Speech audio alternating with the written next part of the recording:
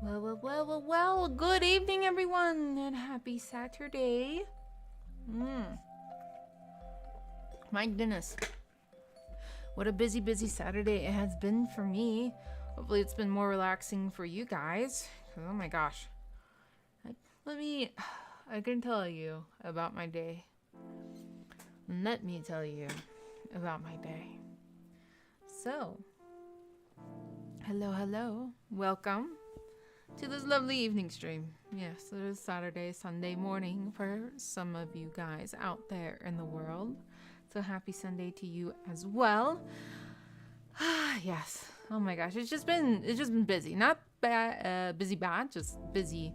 I woke up, I had to work on some stuff, and I was gonna go hiking right away, but it was like really icky outside. It was just like really cold and windy and gross. So I had to wait for it to get a little warmer and stuff. Then I went hiking. I had about a good hour hike, you know? I went out, touched dirt again. So go me. Go me, I did it. I touched some more dirt. Beautiful though. It was actually perfect with the breeze and the weather and everything once I did actually get out there and start hiking. Because you work up a sweat when you go hiking, as I've discovered. And I don't go on like super duper intense hikes or anything like that. You know, just little loops and stuff that are nearby. But yeah, so it was nice. I went and touched dirt and then I got some in and out. I'm not doing it to lose weight. Let's make that clear. I got some in and out, came home. Oh, I took a nice long shower after eating that greasy ass In-N-Out burger. It was great. It's great. Oh, I fell asleep on my couch for a moment with my kitty cats, and now I'm here. Hello, Philip. Hello, Roderick. Hello, Bits and Bytes. Hello, and goodbye to Mr. Crow. And for Jamu and PLXX, I hope you all had lovely days as well. But yes. That's been my day so far. It's been kind of hectic and busy, but that's okay. I still have some work I need to do later, but hey, it's fine. Nothing like a greasy burger after some hard labor. I know. I feel so bad. We'll be all ears. That's more than I can ask for, you know. It's more than I can ask for. Yeah, I got animal style fries, which I've actually never had before. I'm not going to reveal my thoughts on the In-N-Out burger because I still want to do that fast food tier list. It's hard though. I want to talk about Whataburger. I want to talk about In-N-Out. The only thing I feel like I'm safe in talking about is Taco Bell. Not because I love Taco Bell. But yes, I'm all ready for a nap. I'm all cozied up with a blankie here on my side. And today we just have a pretty chill Zatsudan discussion, whatever you want to call it. To be honest, the 5 love languages aren't that deep, but I still find them pretty interesting. So it's not like some philosophical like thing that you can debate on or sit here and be like, you know, well, what about this or this, right? It's not really like deep, to be completely honest with you. It's just something that's that can be interesting. That can be very interesting in my opinion. So yeah, that's what we're doing today. And again, I apologize about the VR chat stream yesterday. I know I was looking forward to it too, but I was able to get some bomb ass ramen on my way home yesterday. Oh my god, I posted a picture of it on Twitter. Shit was mwah. I always get tonkatsu when I go to ramen places, because if you don't, what are you doing with your life, right? It was good. I got some takoyaki with it and everything. Just And then while walking out of the ramen shop, I saw an ice cream parlor that I'd never been into. So I went in there and I got a little waffle cone bowl. And I got some pumpkin cheesecake ice cream. Oh, I love it when pumpkin spice stuff is more on the pumpkin side of things. You can really taste the pumpkin. It tasted like pumpkin cheesecake in ice cream form, and it was super good. So I was a very, very happy fat dragon last night, just so you know. Very happy and fat dragon. I couldn't finish all my ramen. Half of it's still sitting in my fridge. I don't know why I got in and out today. It just sounded good on my way back. But anyway, yes, fried octopus is good. It is. Problem is, it's so hard to find a place that does it right, though. It's always so chewy. That's my problem. Okay, I'm sorry.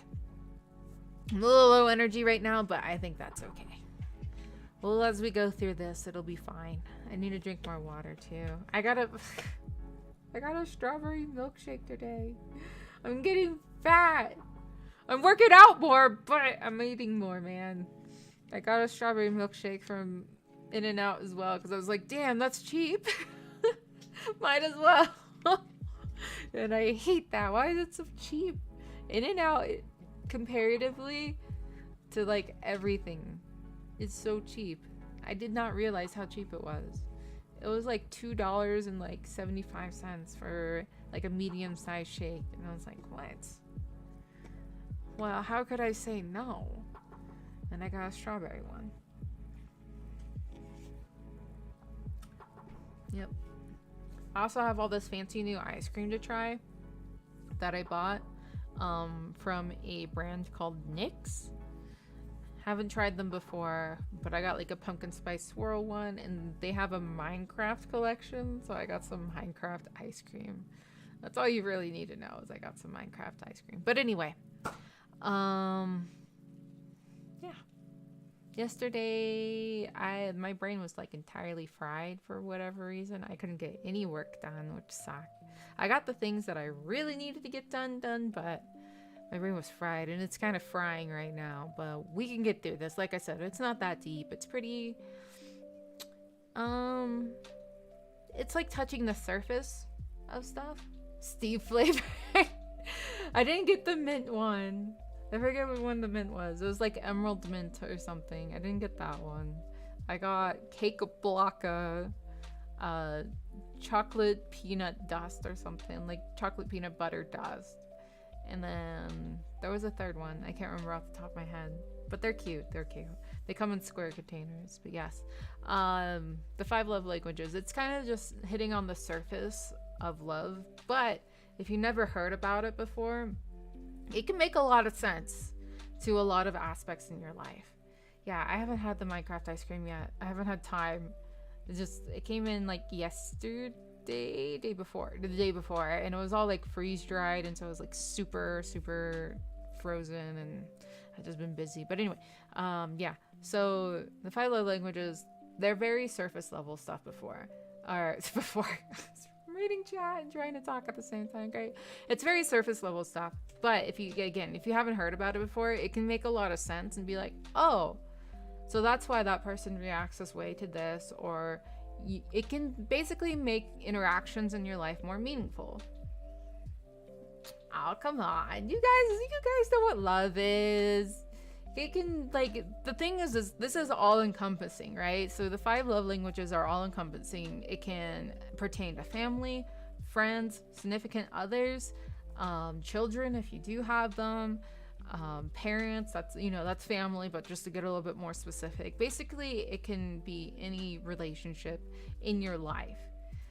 As far as I'm concerned, it can even apply to like coworker relationships, or even like your boss or something, right? Or if you are a boss or a manager, recognizing how certain people react to certain things. So when you say love, it's just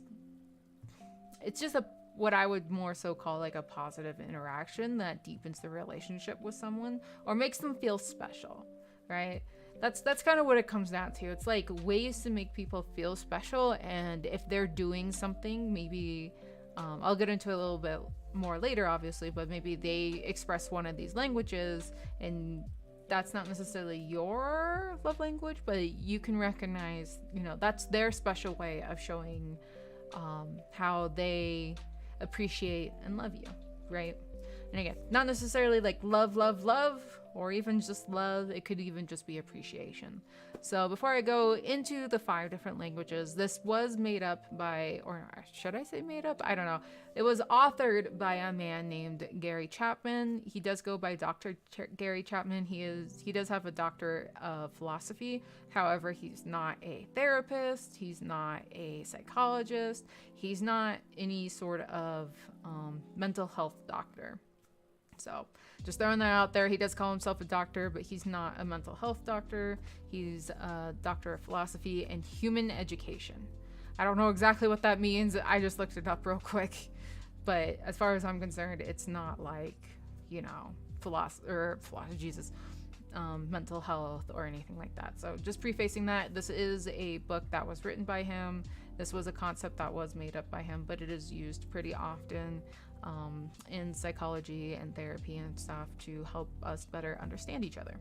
So just throwing that up there. It's not like it's not super deep. It's pretty surface level. It's about as deep as you want it to be, but it does make sense. So I'm a visual learner. Okay, I'm a visual learner. So we're bringing out the paint. Let me see. Window capture. Is this what I want? Yes. We're bringing out paint. Because this is me. I'm a visual learner. I don't know about you guys, but I am 100% a visual learner. I could bring out Photoshop, but that's trying too hard. We're going with paint. Maybe I should bring out Photoshop. Hi, Lena. And hello to Xerxes and Lamph. Welcome, welcome, welcome. Oh my gosh. Okay. So, how big is this? This is really small. I haven't used paint in forever. How do I make the thing bigger? Oh. I was like, can you guys even see that? Alright. So, let's go over the basics. The 5 languages. Okay, the 5 languages. Alright. Let's just start there. So the first one you're gonna have is words of affirmation, right? Words of affirmation. All right, so that's your first one. This is gonna be so bad. This is so scuffed already. All right, words of affirmation is your first one. All right, second one, let's just say it's gift giving, and this is gift giving / receiving. Gift giving / receiving. I'm probably spelling things wrong. Leave me alone. We're not gonna have enough space for everything. That's okay. The next one, my brain is already fucking blank. Holy shit, is it fried? There's word of gift giving. Oh, affection, like physical touch is what it's called. Physical touch. Physical touch. And this is not sexual. Okay, that's a different thing. So physical touch. Quality time is another one. And I'll go into depth about these in just a moment. Quality time. And the last one is going to be our acts of service. Okay? Of service, which is kind of getting cut off, but we'll live. Alright? This is really scuffed. Hello, trash can. Yes, finally a paint stream. So these are the, you know, like I was mentioning, the 5 languages, the 5 love languages. All right, 5. We'll even put a heart here. 5 love. We'll color it in. Let's see. There. The 5 love languages.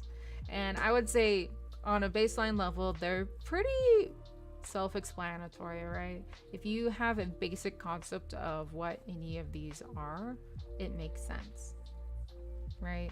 It's not too hard to grasp the basic concept of words of affirmation, gift giving / receiving, physical touch, quality time, acts of service. And that's the easy part about this. It's extremely easy to remember.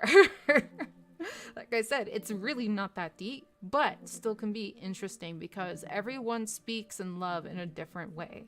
I didn't realize this until I was taught about the 5 love languages But my love language is absolutely gift giving and receiving. And I'll go into that in a little bit. So what is love? True love. Today we gather here for true love.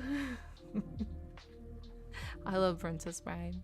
All right, how do I make a new thing? We're gonna no, don't say. All right, so let's go over. Can I make this bigger? Whatever. Words of I forgot how to spell it. Affirmation. All right. Words of affirmation. That's perfectly fine, Paul. I know, like, I aced English so hard and I still can't spell worth the life of me. All right, so words of affirmation. What this means is, like, basically telling people things like, it's compliments. That's what it is, right? So let's do charts, because everybody loves charts. I love charts, right? Let's do what? Question mark.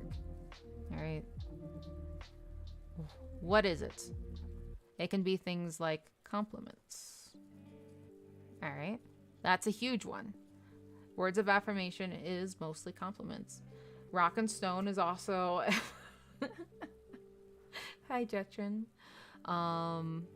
Honestly, that's a lot of words of affirmation, right? Telling people that you love them, that you're proud of them.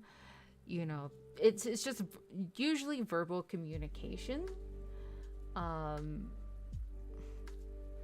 so it's encouragement. That's another good way to put it. I lost my courage. Encouragement. Oops. Got ahead of myself there. It's a lot of encouragement, compliments, encouragement. It can be things like pep talks. Pep talks. Which kind of is the same thing as encouragement, but a little bit different. Affirming, empathizing. So agreeing, making sure, you know, hey, you're not actually crazy. Empathizing with someone. We'll just put empathy. And listening. Listening is a huge part of it. Listening. Because sometimes that's just what a person whose love language is affirmation, that's what they need. They just need someone to listen. Right? Hello, Link. So, again, you know, having a talk with a friend can be very meaningful to someone, especially if it's complimenting them. You know, if someone says, hey, how do you think I look today? You look fabulous, hon. Or not even waiting for them to ask, right? Going out of your way, like, hey, you know, maybe it's not something you would normally say, but it'd be like, hey, you know, your earrings are pretty cute today. That can mean a lot to someone whose love language is words of affirmation, right? So I'm trying to figure out how I want to categorize this, because sorry, I have some cheat sheets here too to keep myself on track. I already wrote some stuff out. Yeah, they are dual information. Hello, Mello, and hello, Sigmunder. Which, again, it's very interesting because it seems like it would be basic knowledge, but it's not. It's not. So, again, I wrote notes before this, all right? I'm trying to, but they're very disorganized. I am not an organized person. Let's say, if you are someone whose love language is words of affirmation, what does it look like? So let's put it that way. I'm going to put this in a different color. We're going to put it in purple because we can. Okay, let's see. It looks like... So if words of affirmation is your love language, what it might look like, I can't talk today, is doing something like sending a unexpected love letter, sending, or just a letter in general, a sticky note, leaving a sticky note. I like that better actually. Like leaving a positive. I hope you guys can read this. Holy shit. Positive or loving note. There we go. It could be something like that. Maybe that's you. And this could be in text message as well, actually, because we're at the 21st century, so we have text message, Discord,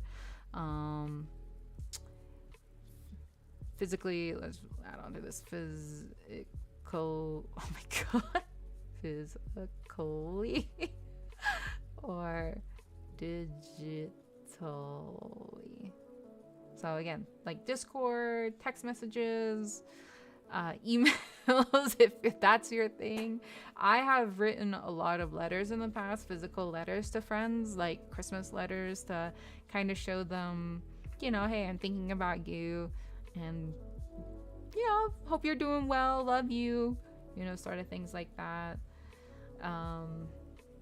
You like to encourage a lot. Again, that's kind of the what though. Maybe you like to brag about things. You like bragging about your family members, bragging about loved ones.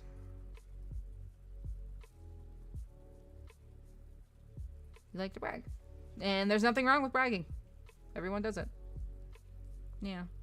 Yeah, hey babe, your Final Fantasy 14 character's looking pretty cool. Keep it up. Yes, pretty much. But yeah, it could be bragging. Being like, hey, you know, Bits and Bytes did this really cool thing. He won, you know, second place in track meet the other day. I think, you know, he worked really hard about it, and I'm really proud of him. Sorry, I'm really bad with coming up with scenarios. But that's a very odd and specific scenario. But it's stuff like that, right? Because eventually that kind of makes its way around, in my opinion. So let's say like your mom is talking to your aunt about how you're doing well at school, how you're doing well learning guitar or something like that, in track, whatever you're doing, your hobby, whatever it may be. It makes its way around, right? Like you go talk to your aunt, and your aunt tells you, hey, your mom's been saying, you know, really good things about you. That's so cool. I'm proud of you, right? Like it makes its way back around. So that's why it can be stuff like that. And words of affirmation, again, it's more about talking than anything. You got scared for a second. I know things. Don't worry. Don't worry about it. Don't worry about it. And that's to like other people, all right? So it goes again. I don't want to say long talks is a good one for this, because that's actually a different love language. That's going to be quality time. Again, they can kind of interchange a little bit and whatever. It's not all like you're this, this, or this. Like, to me, we all have different levels of which love language works for us best in, like, maybe even certain situations, or like how we're feeling, etc., etc. So it's pretty basic though. Like I said, this is nothing deep. So again, words of affirmation, it's just compliments, encouragement. Like I said, complimenting someone's shoes, how they look, what they did, how they're acting. You know, it could even be like, you know, you're complimenting a kid on like, oh, you're acting so well today. Or it's like when you talk to your cat and you're like, good job, cat, you didn't throw up today. Like, as far as I'm concerned, that's a word of affirmation. Hello, Kobe. And I think more importantly, which I don't think people usually talk about, is what does this look like to yourself? So all these love languages can be turned in on yourself as self-love, all right? So affirmation, self-love may look like journaling. I used to do a bunch of journaling. Keep me on track. Lists, you know, journaling, lists, etc. Because this kept me on track. And it was actually a really good way for me to say, hey, good job, Mizuchi, you did this thing. And to me, that's words of affirmation, right? I'm complimenting myself. I'm giving myself that self-love and going, hey, you did this thing. Good job on doing this thing, right? Self-improvement. So that kind of goes into that as well. Oh my God. Am I gonna... Close enough. Self-improvement, because as you self-improve, again, it's a lot easier to compliment yourself. Talking to yourself in the mirror. Yeah, that's a good one. Yep. Affirmations. I call that'd be affirmations, but yeah. Pep talking yourself. We could just put that down though. Yeah.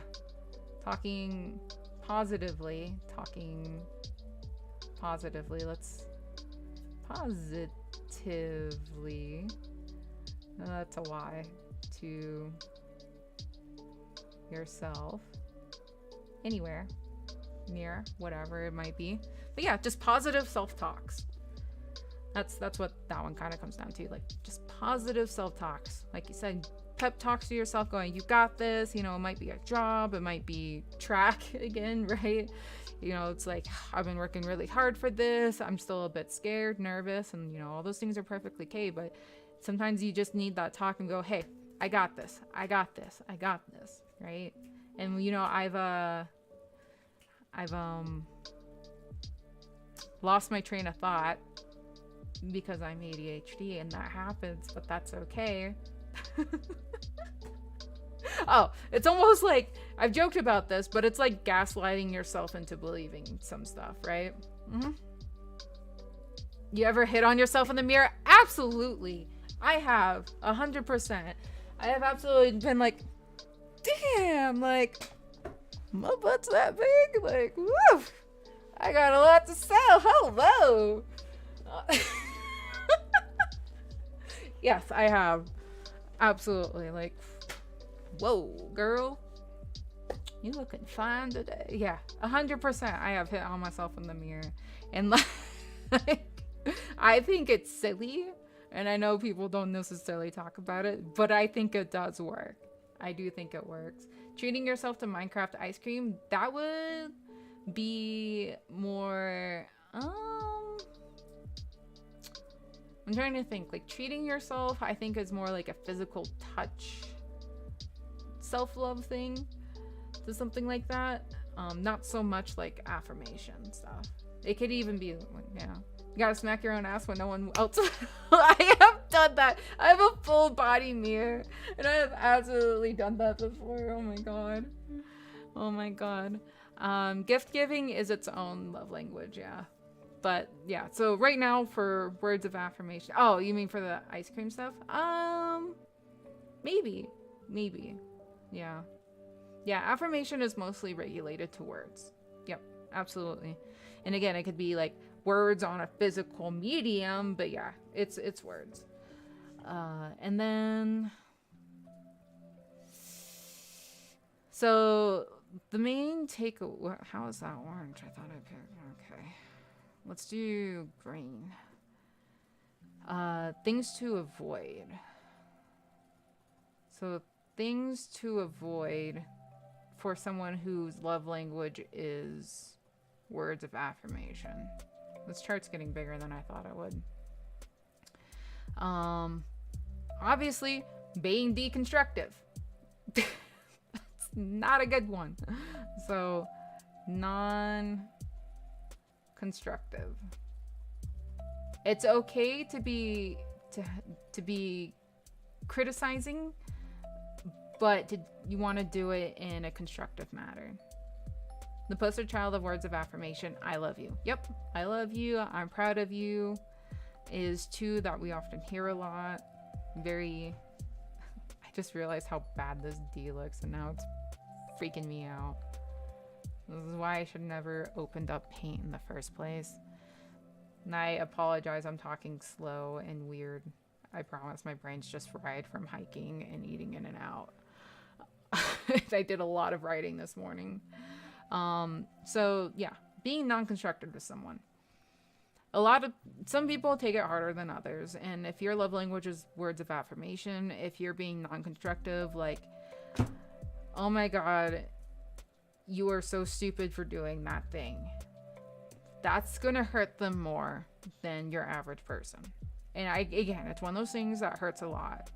You know, it's just kind of like anything. You can spin anything into a positive if you really want to. If you want to take that time to do it, you can. And obviously, I highly encourage that. Instead of, hey, you're so fucking stupid for doing that thing, be like, hi, you know, accidents happen.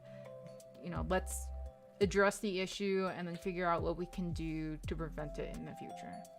It's always about future prevention. That's what usually constructive criticism is, right? So just, I think this goes for anyone though. Just don't be an asshole, right? That kind of goes with anyone. Another thing is not recognizing effort. So not recognizing effort. So if they go out of their way to do something, that does not look like words at all. Jesus Christ. The whole point of this is if they go out of their way to do something, or I can't write and talk at the same time. You know, like writing you a letter, or, you know, doing that laundry, or working on themselves or their hobby. If they're proud of something, basically. If they're proud of something and you're just sitting there going like, okay, yeah, whatever, Timmy, that's cool. That's gonna hurt them a lot, right? That's gonna hurt them a lot. If you give them, you know, even 10 seconds of just engaging, of being like, hey, Timmy, you did a good job on that.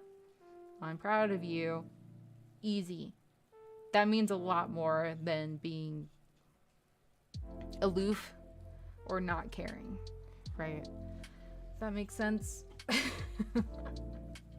Basically, these people want to be appreciated through words at the end of the day. So any way you can do that to appreciate them through words is going to be the best solution. And as always, everyone's favorite, I'm just going to touch on this briefly. I'm not going to put this into MS Paint.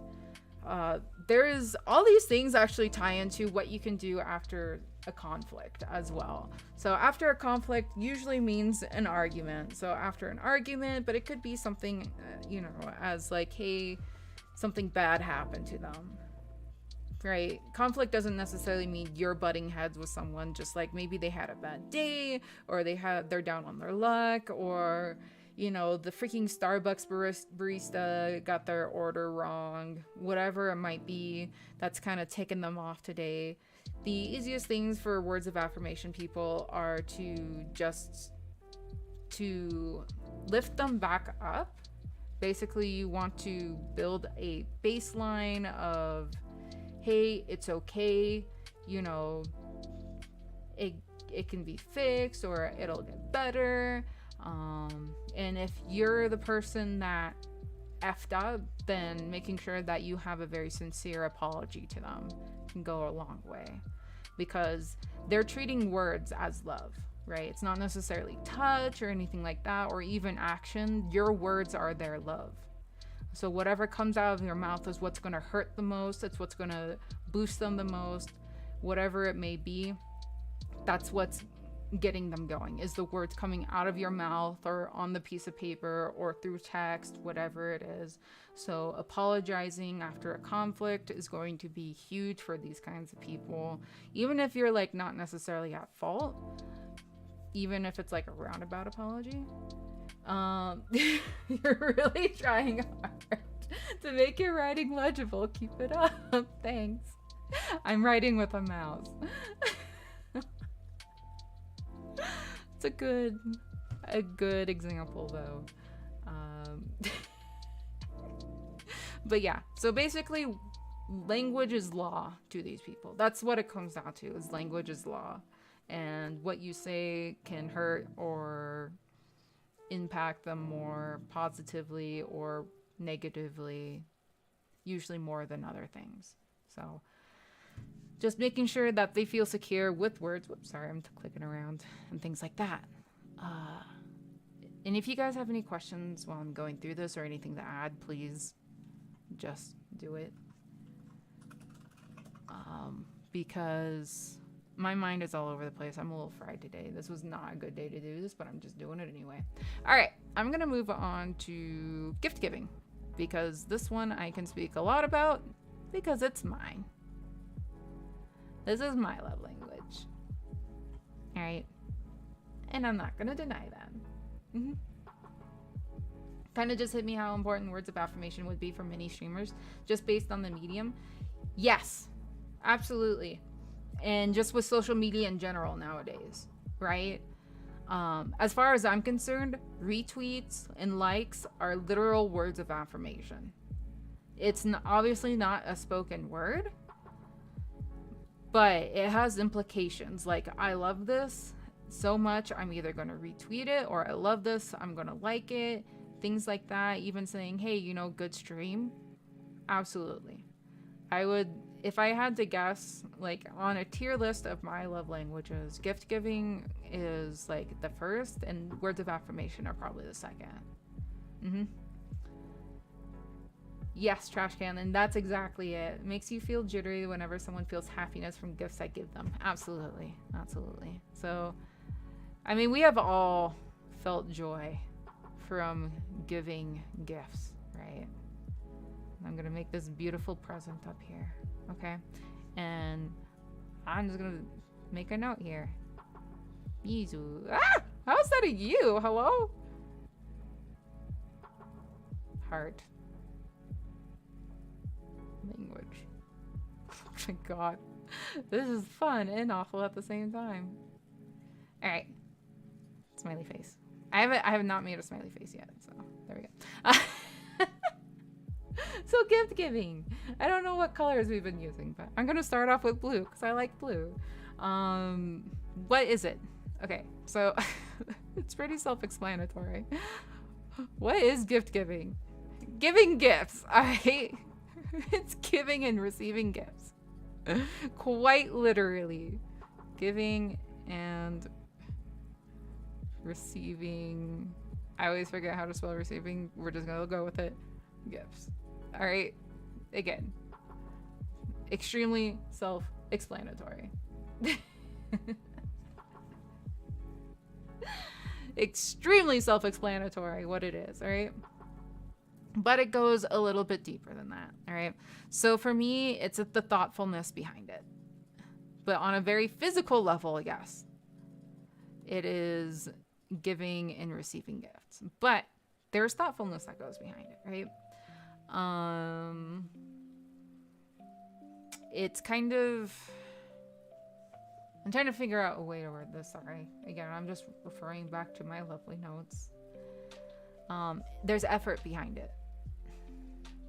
There's usually some kind of effort, even if it's small. There's... Oh my god. We'll redo that, though. Sorry. I'm not sorry. So to me, it's giving and receiving gifts, thoughtfulness, and effort behind the gifts, right? For real, for real. For real, for real. Alright, I already forgot. Okay, I'm glad I saved that last thing because I already forgot what my categories were. Okay, I can do this. Alright, what does this look like? I'm getting smaller. Jesus Christ. Alright. Looks like? Question mark. You probably guessed it. Giving and receiving gifts.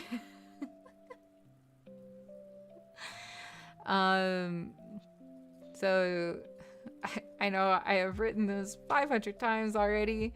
Giving and... Oh my lord. Receiving... Ooh, receiving gifts.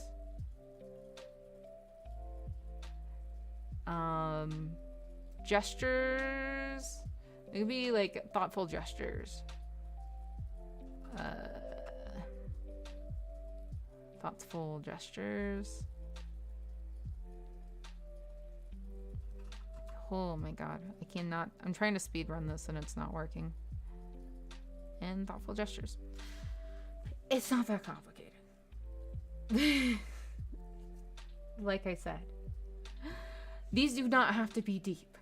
Alright? Giving and receiving gifts are not that deep. They really not. However, they can mean the world to someone. Like me. I before E, unless after C. Okay. I know. I'm still confused. I only know English. I know I before E, and I still mess up words all the time. All right. Leave me alone. This is not very affirmating of you. I'm joking. But yes, gift giving is not that deep or complicated. It's really not, but it might be that deep and complicated for someone whose love language is gift giving. Okay?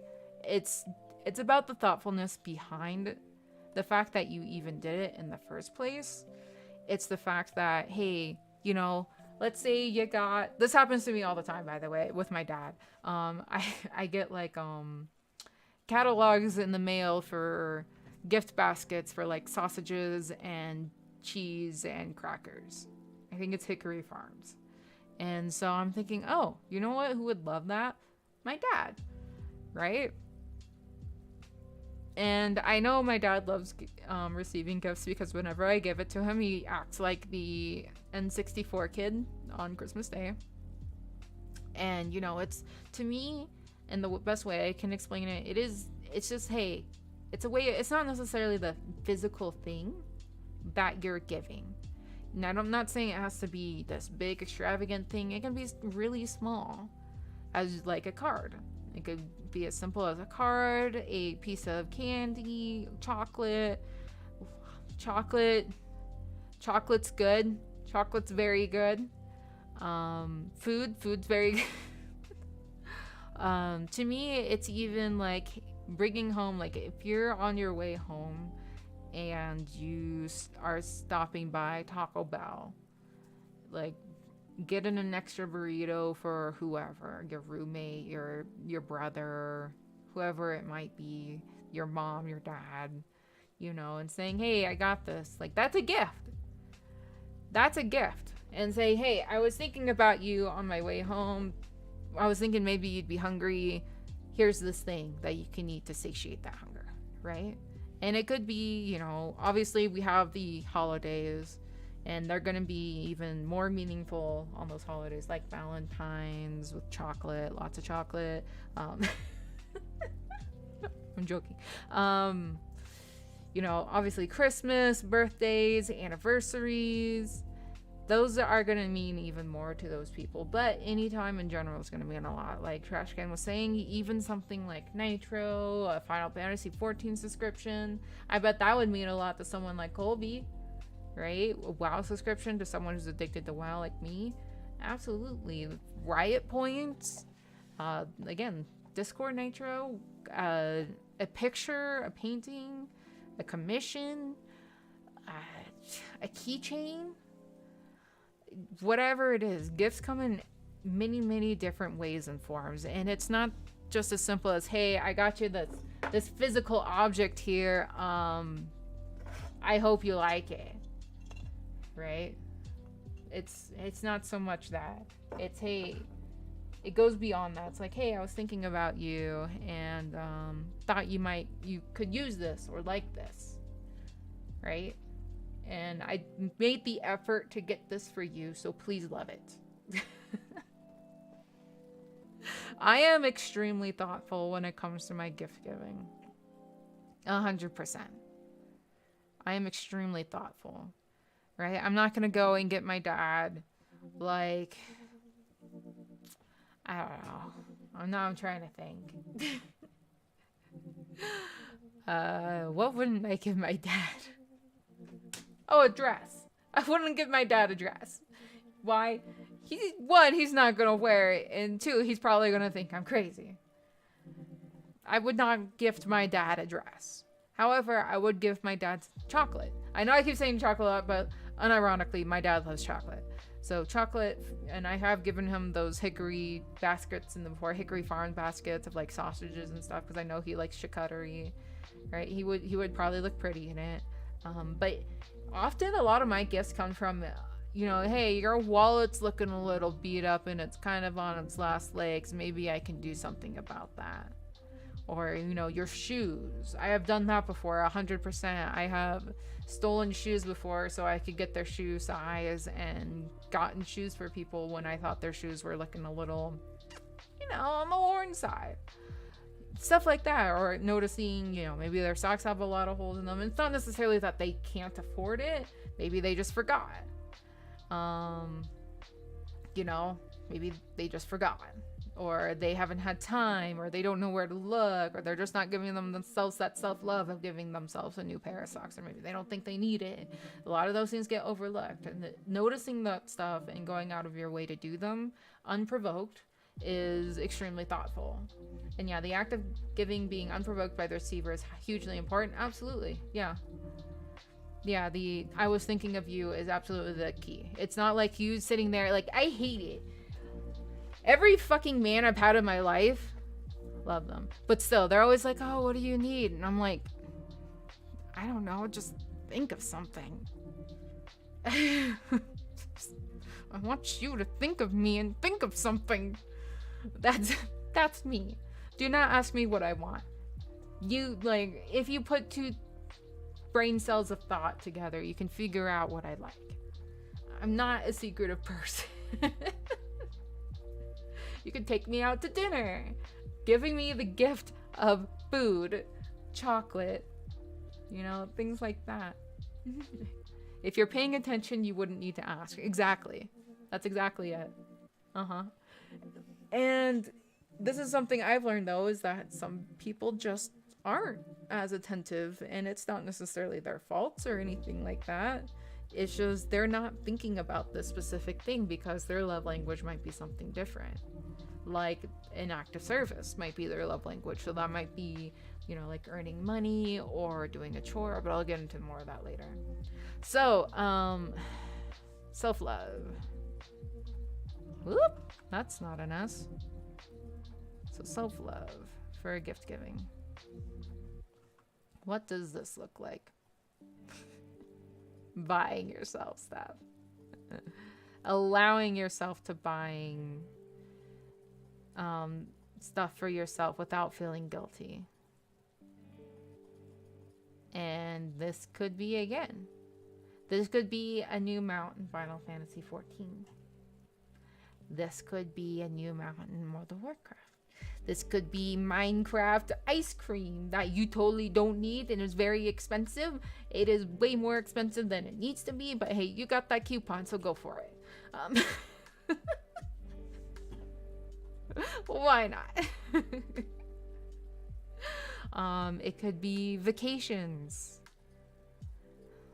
I kid you not. It can be things like vacations. You're giving yourself an experience. Wabam. And it does, again, this is not something that has to be necessarily physical. It can be an experience. Like, why did I put a G on vacations? Hello.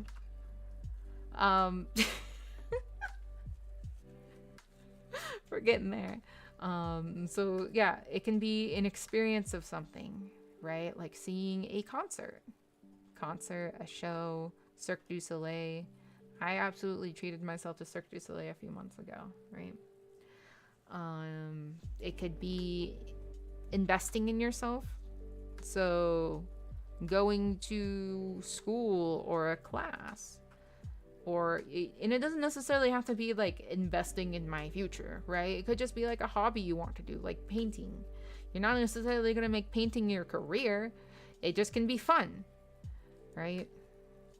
But you're still using that money you earned to do it. So that's where the gift comes in. You're gifting yourself that experience. Okay? I know it might sound weird, but just trust me on this one, right?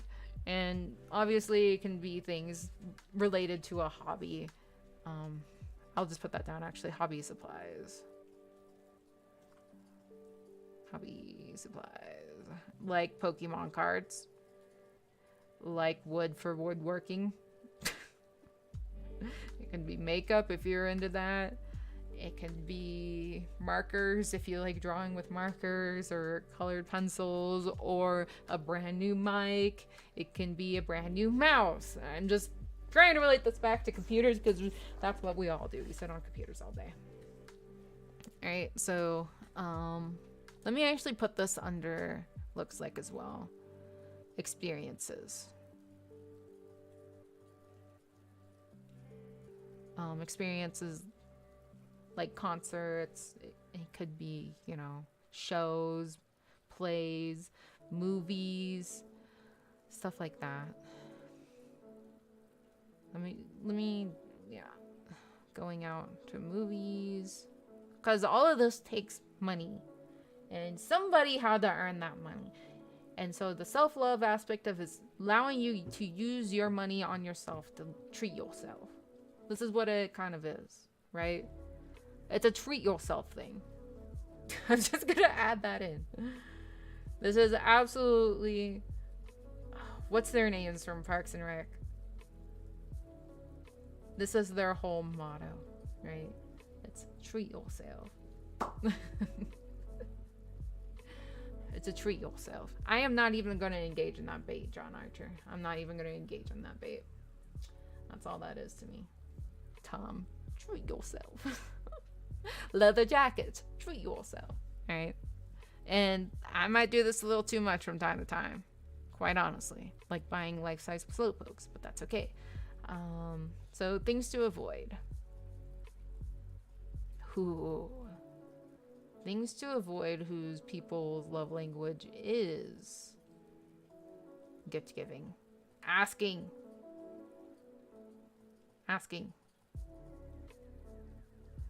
I'm just gonna underline that 4 times. Not 3, but 4. Not 3, but 4. All right. If someone's love language is gift gifting, do not ask what they want. They are going to be happy. They are going to be happy with whatever it is, as long as it's not something they hate. For example, if I say, I do not like ketchup, and you bring me ketchup, I'm not going to be a happy camper. Okay? However, if it's even in the ballpark, the realm of something I enjoy, I am going to be happy. It's as simple as that. So just the effort, again, it goes back to the effort being put into it. As long as you make the baseline effort, and it might even be, you know, I'm getting derailed.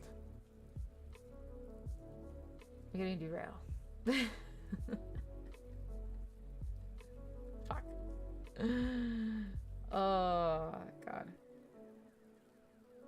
He's just trying to be real. Okay. All right, we're getting derailed. No, love is real. I can tell you that right now. I have literally loved people while I was homeless, and money wasn't an issue then. Okay? We just genuinely loved each other. And you can express love without money. You can express gift giving without money. You can express all of these things I'm about to talk about without money. I can tell you right now, I have loved people who have absolutely traditionally, in every sense of the word, are not attractive. Okay? So I take a bit of personal offense to someone who says money is above everything but looks. Because I have been with people who I do not care about their looks. I do not care about their money. I care about who they are as a person. I care about their thoughts and their feelings. And that's what means to me. That's what means the most to me. And I have had long-term relationships. Okay? I have had long-term relationships. I have been on Earth for quite some time. I have seen... It doesn't, no, there is no rule to it. There is no rule. There is no rule unless you want to make that rule. 100%. It is not a rule of the world. It is not the rule. It is not a law. Everyone loves and lives differently. And if that's how you feel, that's completely fine. I am not going to challenge if you feel that way. However, do not impose that thinking on other people. Do not push your own feeling onto other people, because everyone expresses and loves a different way. And that's exactly what the hell I'm talking about right now. Mm-hmm. No, and that's something different. That's something completely different, Sleepy. That, you know, love isn't always real in romantic relationships. Okay, yeah, people get together for certain circumstances. Yeah, people will get together for different circumstances, and it's not necessarily love. You know, people come together for their children, for example. It's not because they necessarily love each other, but because they love their children. That's all.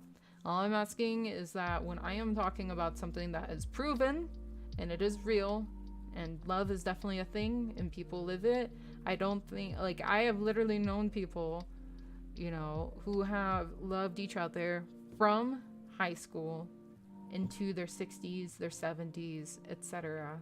In real life, I've known them, and they still love each other to this day. I can tell you, they still hold hands, they still treat each other to things, even if it's something like making their favorite dinner for each other, if they're, you know, going out to do something to their favorite diner, holding hands, yeah, whatever it is. So don't come in here when I'm trying to be extremely positive and talk about how to encourage. I am trying to better people's life. And this, again, is not about just romantic relationships. This is about your friends. This is about your family. This can be about children. This can be about, you know, whatever. Opportunities are not above everything. Absolutely not. I absolutely disagree. Nope, I disagree. And again, you're not going to tell me that a love between a mother and their son or their daughter is about their dick and their clit. Because that's absolutely right. And not about the hot photos of their sister. Thank you, Pot. But anyway, I am done debating that, because that's it. That was absolutely...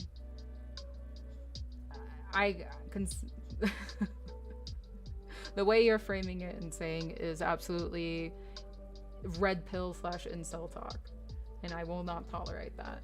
I am trying to be extremely positive right now, and I will continue to do so, because again, this is not just about romantic relationships between a guy and a guy, a gal and a gal, a guy and a gal, whatever, they and them. It's not just about romantic relationships. It's about loving in your family, just your life in general, your friends, your children, your grandparents, whoever it may be. Mm-hmm.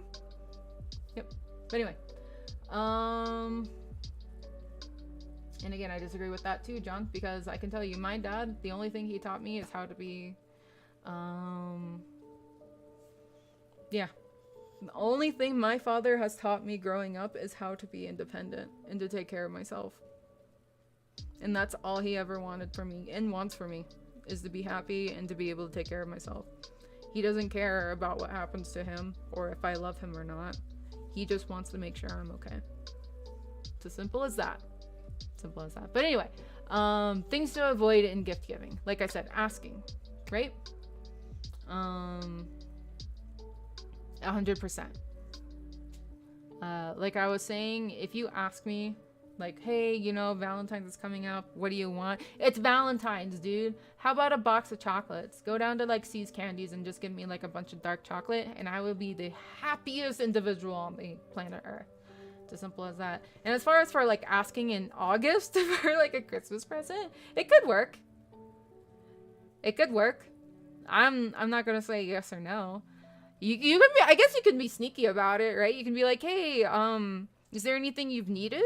Or is like, you know, is there anything that could make your life easier? Or, but and to me, More or less, it's like noticing the things like, oh my god, my back's been hurting.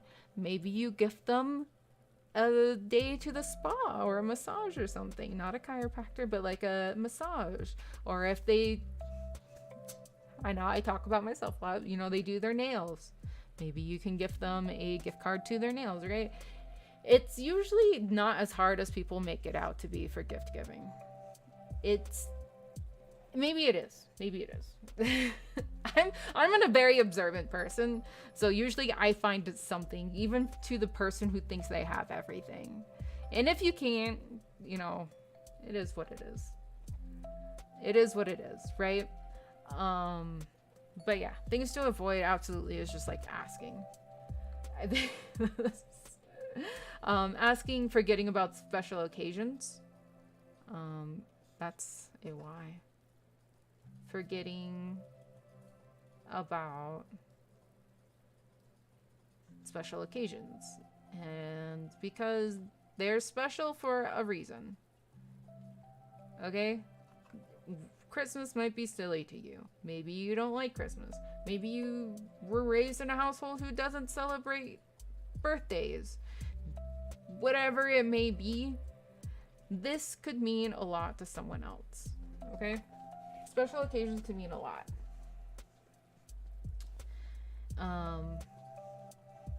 And again, I think we all know like the big ones: Valentine's, anniversaries, Christmas. Those are kind of the big three ones, right? That's basically the three I can really think of that would be like really big. Birthdays. Even again, if it's something small, like Reese's. You can't buy the perfect gift, but you can make it. Yeah. Yeah, you can absolutely make it. Yeah, I have done that in the past. I've bought a bunch of like seashells, like, cause there are people that I'm like, okay, so I've been to their house and they like, their living room is ocean themed, for example. And I'm thinking, okay, well, I don't know exactly what to buy them, but maybe I can buy some seashells and a frame. You know, and I made a beautiful seashell frame and I put a picture that was special to us in that frame and gave it to them. Yeah, I definitely enjoy giving gifts spontaneously over obligatory holiday gifts. Oh, absolutely. Those ones that are just coming out of the blue, primo. Yeah.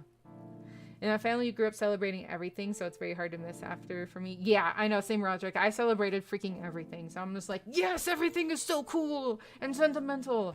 Another thing to avoid if you're on the receiving end of someone whose gifting is their love language is being unenthusiastic when you're receiving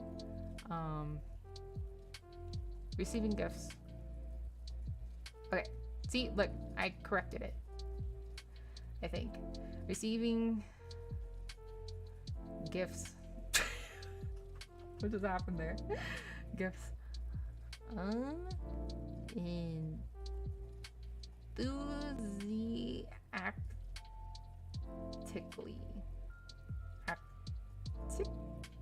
Actically?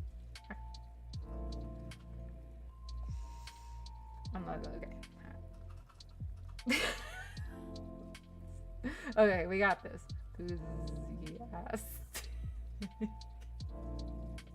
We got there. Close enough. You know what I mean.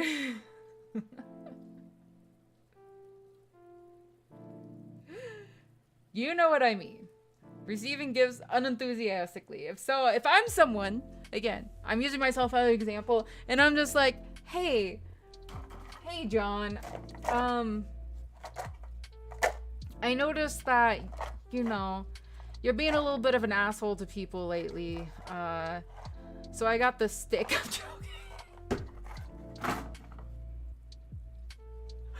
That was bad. I'm sorry.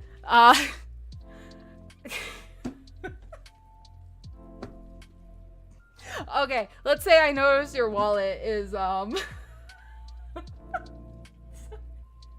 let's say I noticed your wallet's kind of breaking apart on itself. I've used this example before because I've actually done this to a friend. And I got you a new wallet, right? And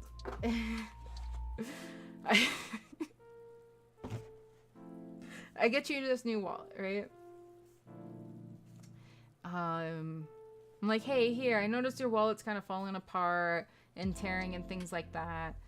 Here's a new wallet for you. And you're just like, oh, thanks, I guess. And then, like, maybe you don't even use it. And I'm just like, I was thinking of you. I was thinking of you. Like, this was me loving you. Let me love you, right? I'm like, damn, do you not... Luckily, I don't think that's ever really happened to me. But, you know, you get the point. Like, I gift you something, you're like, yeah, well, whatever. That's not cool to someone, because that's like me literally giving you my love. As simple as that. And yeah, sorry, I missed that. So gift giving is only material, or can it take another form? In this specific love language, yeah, gift giving is generally material. Again, it can be experiences like going to the movies or a concert or some wacky space show. I don't know. You know. But that's still like kind of physical. That's in a physical realm. You're going to it, etc., etc. Yes, gift giving is the most physical. Well, that's not true because there's literally physical touch. There's two pretty much purely physical love languages, and one of them's gift giving, the other is physical touch. So, pretty simple though overall. Like I said, gift giving does not have to be extremely deep. It's not extremely deep. It is, and it doesn't have to be. I said this multiple times. Like, the love languages do not have to be deep. I am already an hour in, and I've only gotten through 2 of them. Okay, I kind of got derailed with this one.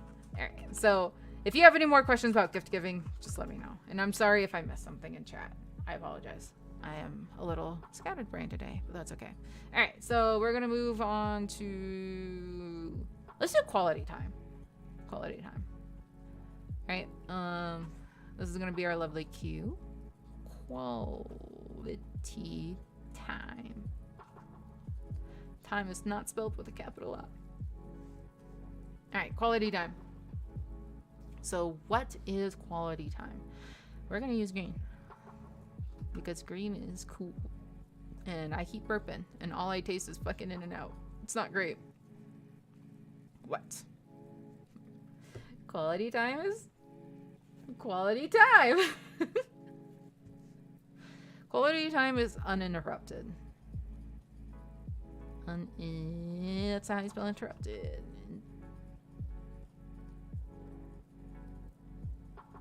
It can be, that is, okay, that's a D. I probably spelled that wrong. Let's just go with it. It can be deep. It can be critical. Or let's do it one-on-one.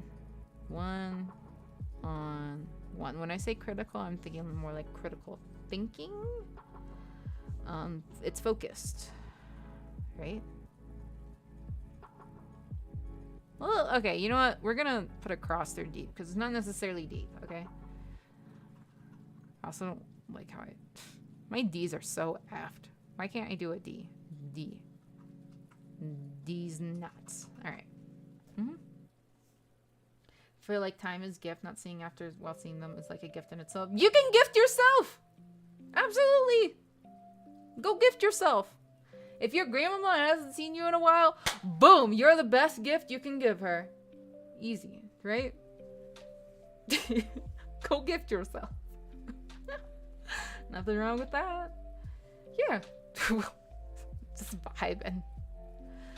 I don't want to put just vibing, but you get the point. Spent together. Oops. Spent together. Hey, do you guys want to know a cool trick to know if your mouse is good? If you want to know if you have a good sensor or not in your mouth, you just take a line and you draw it like this. If it jitters a lot, you try to draw it as like straight as possible. If it's jittering a lot like this, you have a bad sensor. If it's decently straight like what I did, you got a good sensor.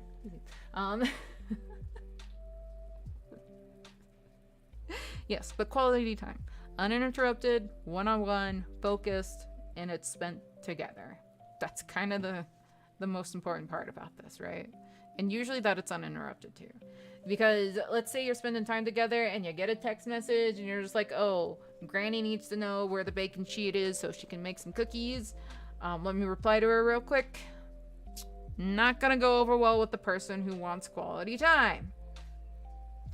Simple as that. If you are getting distracted while someone is trying to spend time with you, not gonna go over too well, right? Right? It's just not.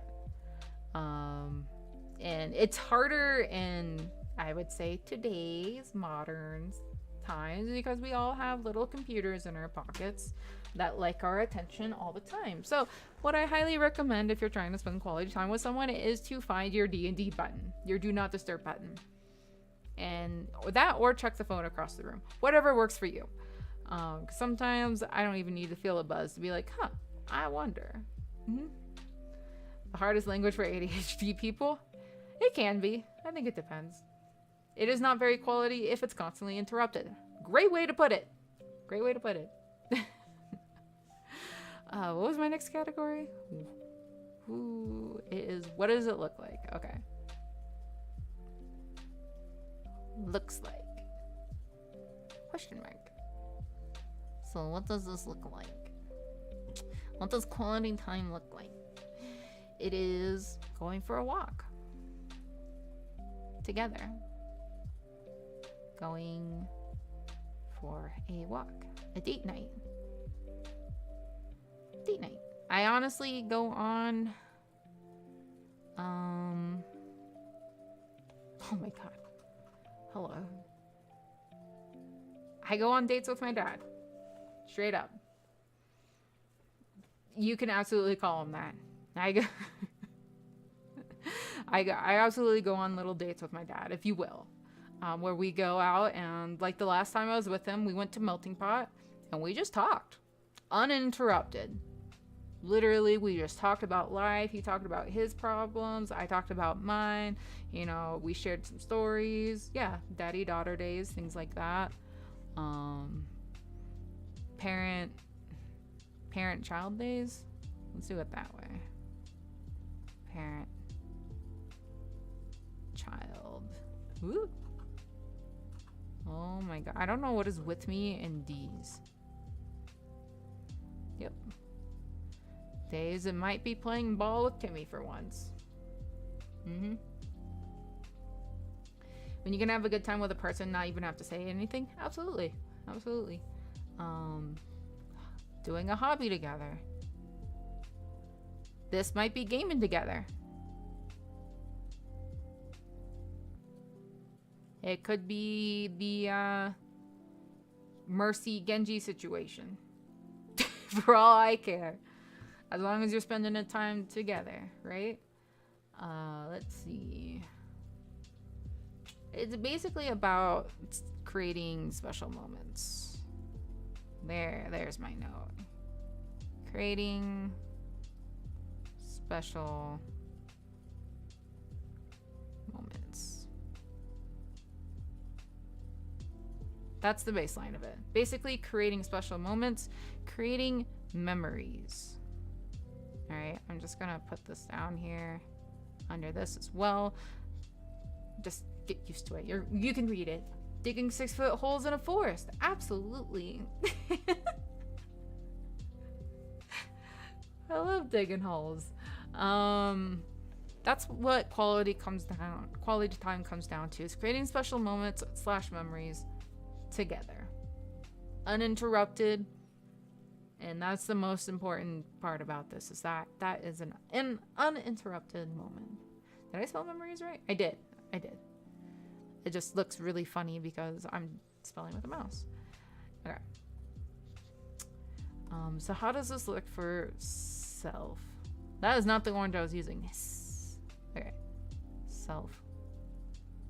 love. So how does quality time with yourself look like? Reading.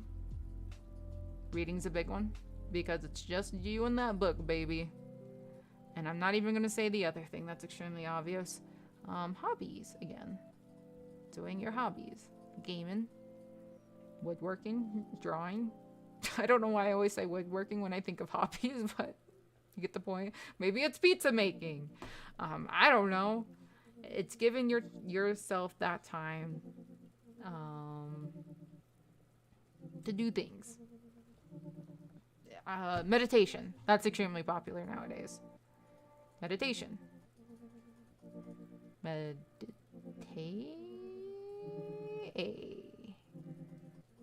Meditation. I know meditation's extremely popular. Watching VTubers. That's quality time with me, but if that's your hobby, yeah, absolutely. Cuddling plushes. So cuddling plushes, I would say, is actually a physical touch thing. Yeah. Hello, Munchmaster, and hello, Yuki. Also, hello to Rag. Summoning the Dark Lord. I would put that under acts of service. I would put summoning under acts of service as far as love languages go, yeah.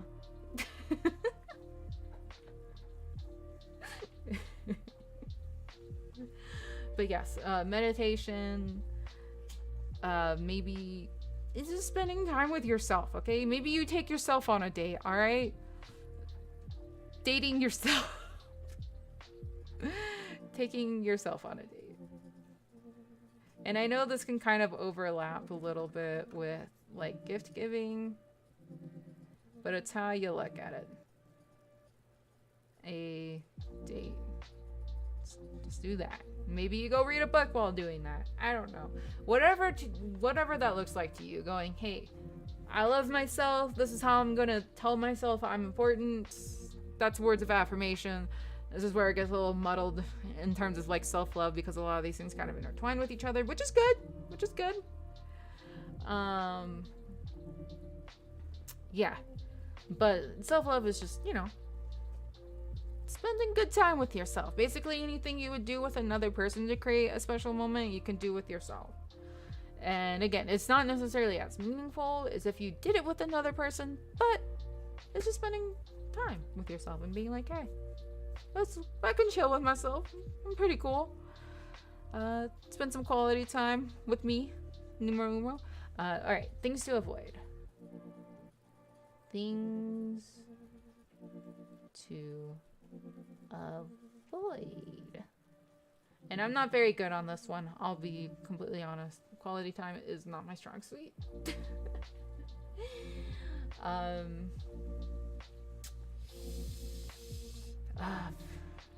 Sorry, I'm looking through my notes. Distractions.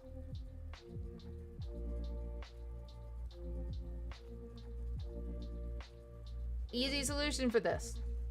Turn off electronics. Legit. Because that's the biggest distraction nowadays. Electronics. That's... I can't spell a C and an S at the same time.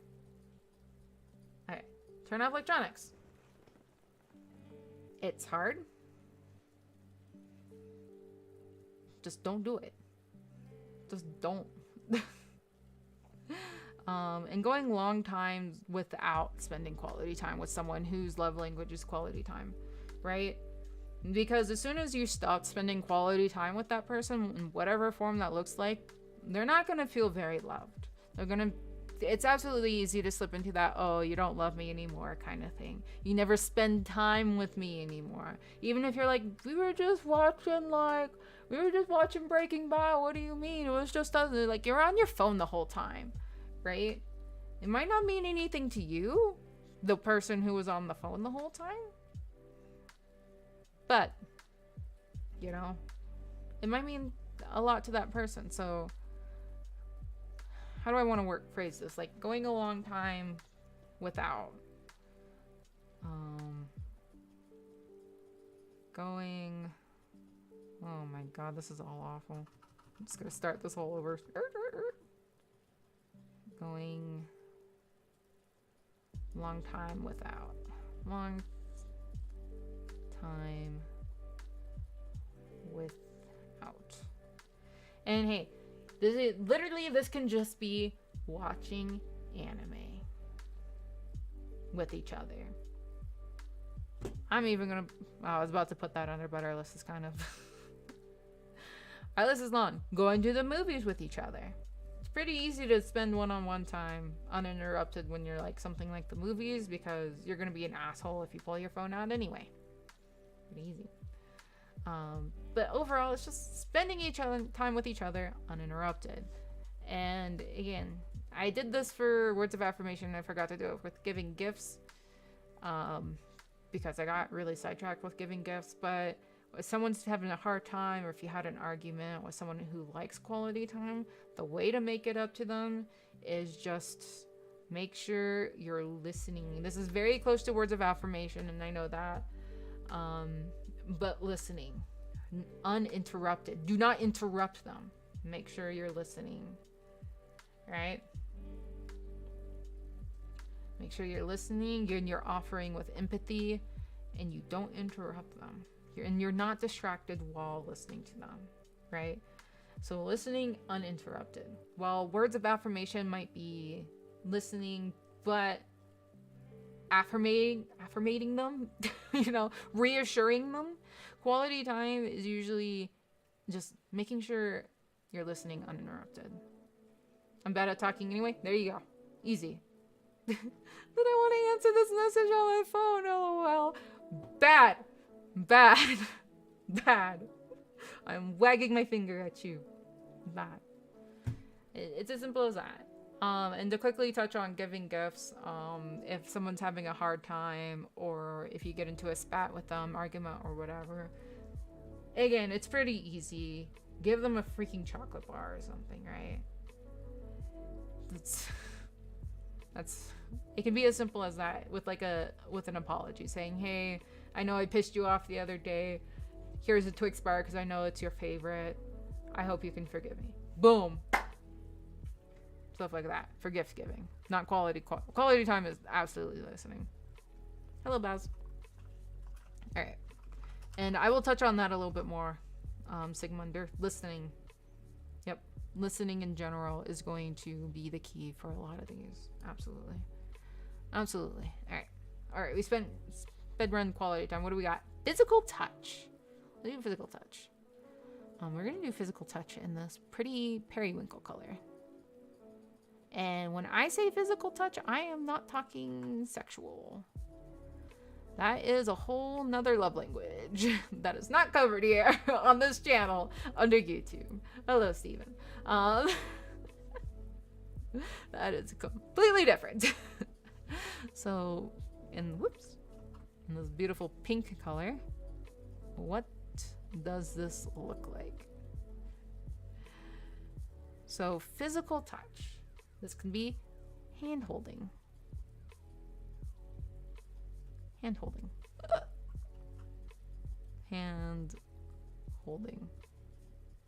One day I'll get my D's under control. Today is not that day. Hand holding, right? It can be hugs. Everybody loves a hug. Right? Everybody loves hugs.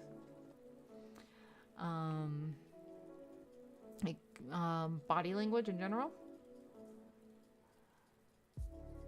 Body language. Let's put this under, basically it's non-verbal, right? It's non-verbal.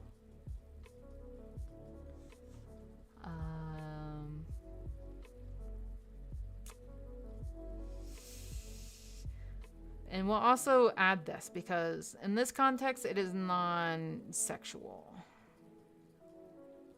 Yeah. Because I have personally struggled both ways before with this. Okay? I know hand holding is extremely hard, but I have struggled both ways with needing physical touch as a love language a little bit. Again, I think we can all fluctuate from time to time. I think we all kind of have our main love language, but we might need a little bit more in an area from time to time as well. So I have actually struggled with it being non-sexual or too sexual sometimes. And sometimes it's too sexual, and the only time that person wants to touch you is when they want sex. And it's like, goddamn, where are my hugs? Where are my kisses? You know, where's, you know, just my touch on the shoulders, whatever it is. And sometimes it's like, okay, I'm doing all this stuff, like, when we go to do it, right? Like, what's happening? Like, we're hugging, we're kissing, like, okay. Right, so it can go both ways. It can absolutely go both ways. But in this instance, we're talking about non-sexual touching, okay? Because again, all these love languages that I'm talking about can apply to anything in your life. Yes, cuddling. Cuddling is a great one, actually, and I'm going to add that. And this can be with an animal. This can be with your cats or your dogs. Okay? Or your plushies. We'll get into that when we get to self-love. All right? Absolutely. Absolutely. What was our next one? I keep having to put it. Okay, looks like. It's purple. Purple-ish. It's like plum. Looks like. Okay, this kind of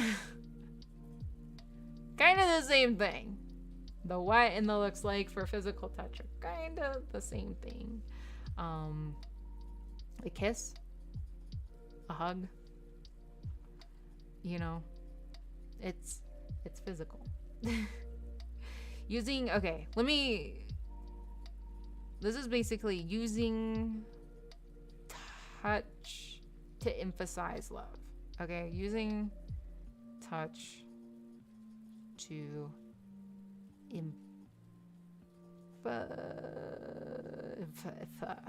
emphasize love. Alright. This is what it comes down to. Using touch to emphasize love. I am going to circle that. Right? Okay. We can all agree on that. Again, just physical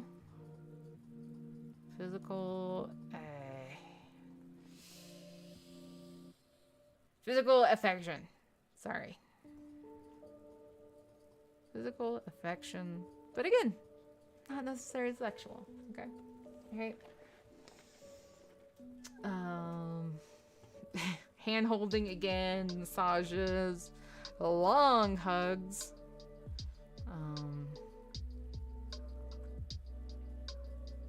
And for your pet, maybe it's petting your pet. Yeah. With the fur babies, yep. Slapping your friends when they're on some bullshit? Absolutely. Yeah, I can agree with that. Friendly playing? Friendly fighting? Friendly fighting. We'll put it that way. God knows I've done that before. Friendly fighting.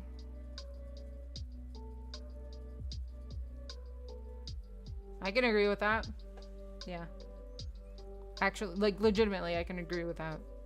I've absolutely done some friendly fighting with some friends and whatnot. And I would say it absolutely, like, deepened our bond as a friend with each other. So I do not disagree with actual friendly fighting, slapping, whatever. Obviously not with, like, so much force. It's like, ow, that hurt. Why'd you do that? There's a fine line to that.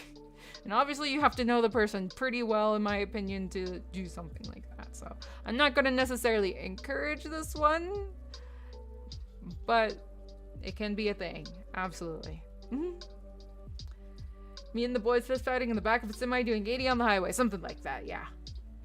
I think guys in particular can actually be very physical. Absolutely.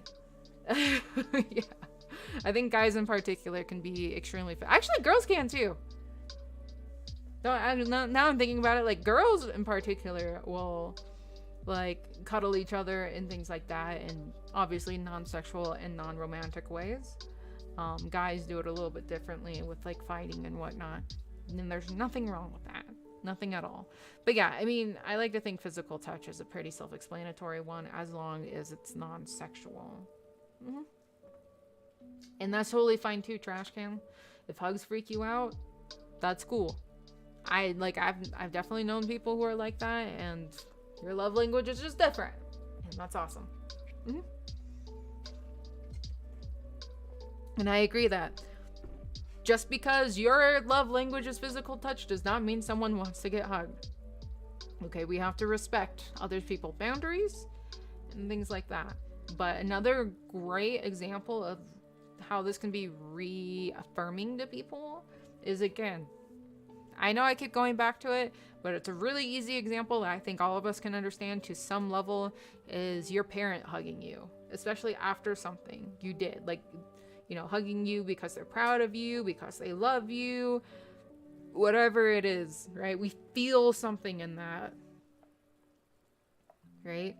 We feel something in that, and that can go with your friends as well. After seeing after a long time after seeing a friend, not seeing a friend for a long time, hello words, you get what I'm trying to say, and hugging them, it's an instant bond between each other. Exactly, Zersky. Exactly. And yeah, it can be like helping with nails, legitimately helping with nails, hair. Actually, I'm gonna put that down. Grooming. Absolutely. Okay, not, you know what I mean.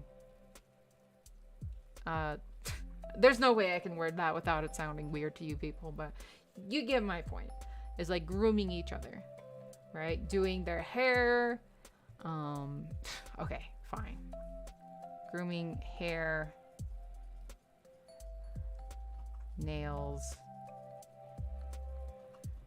I hate you all. Makeup,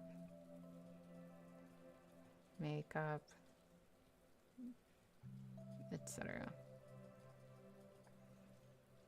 Like monkeys. Yes. Cosmetic. Yes, like monkeys. Pampering. Probably a better way to put it.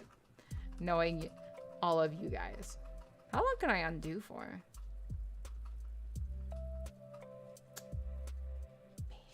I hate you all. Pampering. There. Smile.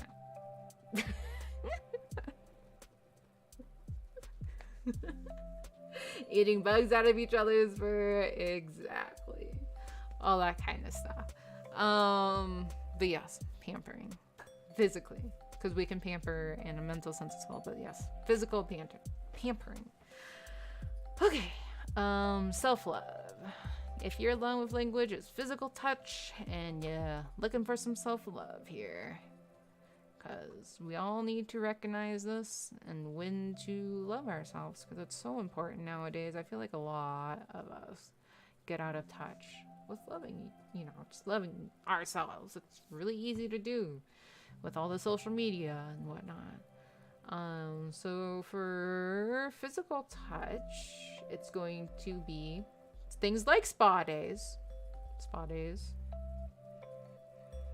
and like we mentioned earlier, cuddling plushies, cuddling stuffed or real animal plushies. Ooh, that's an E, sort of. All right, cuddling plushies, moving, exercising, actually. Oh God, I can never spell exercising. This word eludes me every single time, and I apologize. I already fucked it up. Exercising. There we go. And we exercising.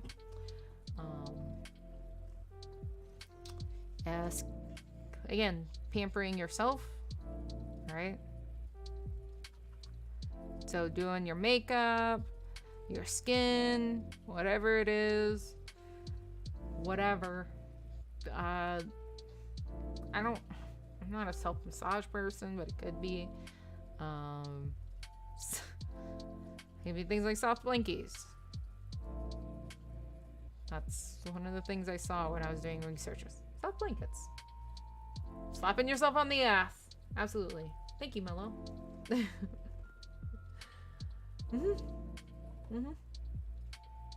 Yeah. Not everyone is a touchy person. And that's fine. Yeah, physical touch. Non-sexual, again, can look like a lot of different things. It can be even hugging yourself. I've told you guys to do this multiple times. And I kid you not, and I know it sounds really silly, and some people will be like, oh, I'm forever alone. I have absolutely gotten small serotonin boosts from hugging myself, and I think it's underrated. But that's just me. That's just me. Yep. So, pretty simple, again. Once again, these things are not as deep as they sound, but it's always interesting to be like, hey, you know, when someone hugs me, it means a lot to me, like, more than these other things. So maybe that's my way of expressing my love, right? Or, more importantly, like maybe someone's way of expressing their love is an act of service, so doing chores.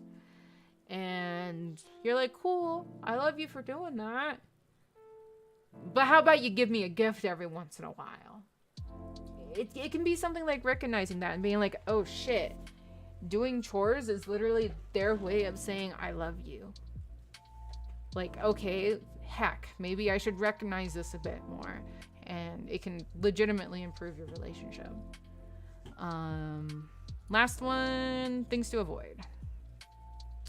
Alright. Things to avoid. Alright. So, physical touch is someone's thing. You know, like, hey, that's my thing. Neglect is going to be a big one, right? Just kind of like quality time. Neglect. Like if you're neglecting them and just not giving them the physical touch they need, they're not going to be very happy. If you are, if you act cold when someone does express their physical touch. Like if you, let's say like I'm hugging you and you don't hug me back, that's acting a bit cold. And it's like, okay, you don't appreciate this. This is my way of saying I love you. Can you just reciprocate? Right? Not gonna feel good. And again, this doesn't necessarily, like in trash cans case, for example, maybe you just might feel uncomfortable. That's something completely different. That's a completely different scenario. And I'm talking about, you know, just let's say like you just got in a fight and you're trying to hug to make up for, you know, whatever it was. You know, it's like, oh, okay. You're not doing it back. You normally do it. Are we not cool? You know, like, can we, you know, yeah. And yeah, don't confuse stiff with cold. Absolutely. Yeah. And I can agree with that. Yep. And yeah, this is a hard one because not everyone's going to react the same way to physical touch. Not everyone likes holding hands and things like that, but just even acknowledging it can go a long way. Like saying, hey, you know, I don't feel like holding hands right now, but you know, whatever. I still love you. Then maybe that helps eases things, even though hand holding might be like they're oh my god, this is the best way to express love. Mm-hmm. I will find you and I will shake your hand. Yeah, exactly. Again, it's mostly just, it's one of those things where it's just like neglecting to do it. Like, even if it's just, let's say normally once a day you give a kiss and you skip a kiss a day, it's gonna go noticed by someone whose love language is physical touch. Absolutely. They're gonna be like, they didn't kiss me today. Is something wrong? Do they not love me? And it might not be an extreme as do they not love me. It just might be like, hey, did I do something? Are you okay? Right? Like, our bodies as humans in general, we express a lot of things physically, even if physical touch is not our love language, right? Through body language and whatnot. So it can be extremely powerful. Physical touch can be extremely powerful, even if it's not your primary love language. It's a great way to get a read on some people, right? It's like a poker face. Some people are absolutely bad at hiding what's bothering them. A kiss a day sounds nice. Okay, maybe a hug. Maybe we can start there. A hug a day. Even if it's from your pet. You know, even if it's from your dog or your gecko or whatever. You're hella bad at poker face. I know some people who are, and they think that they're not. But you know. You're just like, okay, what's happening? All of these are alien to me. Hey, you know, these are things that you can learn. Again, it's not necessarily things that go with your significant others. It can be a family member. Maybe you have that aunt who likes to hug a little too much. Yeah. Or petting your fur baby before they leave. Because, yeah, absolutely. Dogs and cats, their love language is probably physical touch. They don't got much else to go off of aside from being physical for the most part. And that's not all cats. Okay, let's be fair. Like, not all cats is that. They're just like, just look at me. I'm cool. Right? So you dealt with it? Yeah. And that's fair, trash can. Yeah. I can be a touchy-feely person sometimes. When I'm comfortable with someone, I can be a touchy-feely person. But at the same time, I get it if that's not your thing. So yeah. We all have like that. I feel like we at least have like that aunt or uncle who hugs a little bit too tight, maybe even grandma, and you're just like, oh, okay, that's a bit much, but I love you. Some cats are definitely acts of service. Yeah, that's fair. Cats probably fall into physical touch or acts of service, and there's a lot of acts of service cats out there. All right. I think we have one more left, and that is acts of service. This is one that I struggle with. Somewhat. I like bear hugging my family. Yeah, there you go, Ryan. You can, and I say all the more power to you, because I guarantee it that people at the end of the day love it. It's like when grandma pinches your cheek and you're just like, grandma, right? But then like as soon as it's gone, you're like, oh, okay. Some cats bring you gifts. You're not wrong. I've definitely had cats bring me snakes, mice, and whole dead birds before. Now, sometimes you gotta suck it up in the name of love. I agree with that too, Trash. It comes down to, does this really, really bother me? It's a weight thing, right? It's like, does this really bother me more than it makes this other person happy? How big were these birds? Like blue jay size. Yeah. And sometimes it's just easier to do that thing to make that other person happy, because as soon as that other person's happy, you're happy too.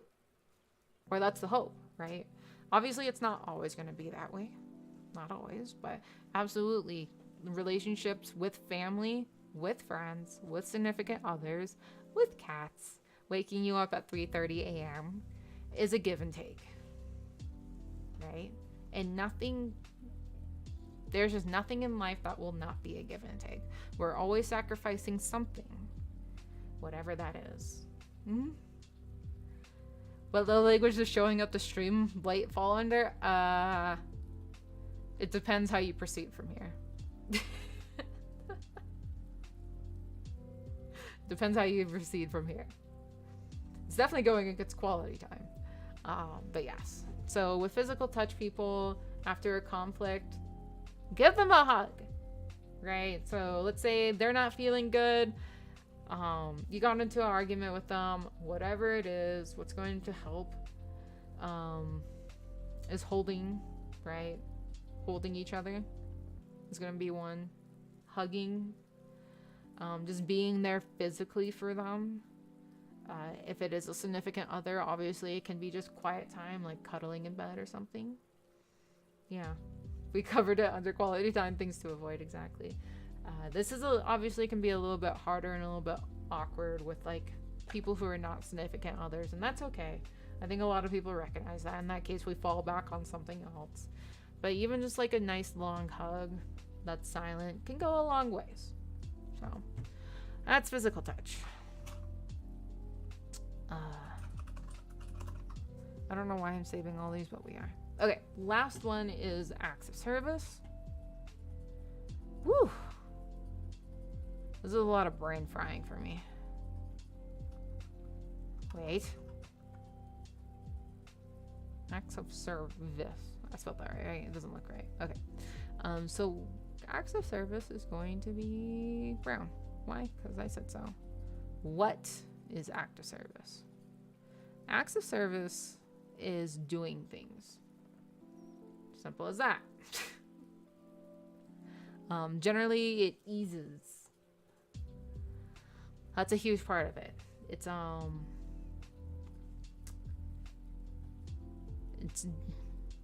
acting. It's gonna sound extremely generic, but it's doing things.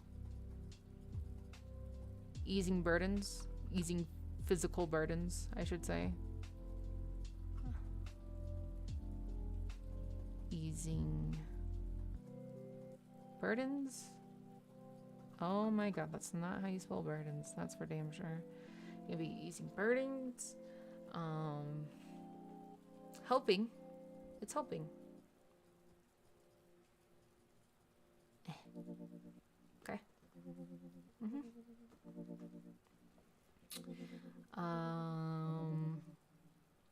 It's basically telling the other person that you're along for the ride, right? I don't know how to put that aside from that. Like, oops, close one of my notes.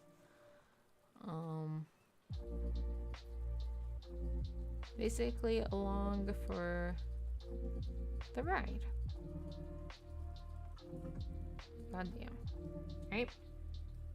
Yes. And what it looks like is things like making breakfast. Acts of service can be a lot of things.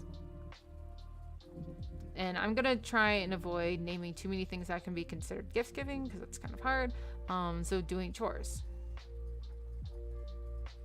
Doing chores. And this could be like laundry. Or let's say this is going awful. I normally take the kitty litter out. I normally scoop the poop, put it in the little litter genie, and it's full, and then I take it out. One day you do that. Oh my god. That's an act of service. That's your way of showing me you love me. Okay? Doing the chores encompasses a lot of things, right? Washing the dishes, basically unprompted or prompted. Unprompted. Let me do that for you. Let me do that. Let me do that for you. Or maybe I'll help. Your mom is making Thanksgiving dinner. Right? She has a lot on her plate. God knows she does because Thanksgiving dinner is hell. You say, hey mom, I'll help you peel the potatoes. That's an act of service. Right? Poopity scoop. Every time I go to scoop my cat's litter, I'm like, it's time to scoopity the poop. Poopity scoop. Changing all the neglected components in your girlfriend's car. Absolutely. Fixing something. Fixing something. Yep. Maybe delivering something like groceries. Whoop.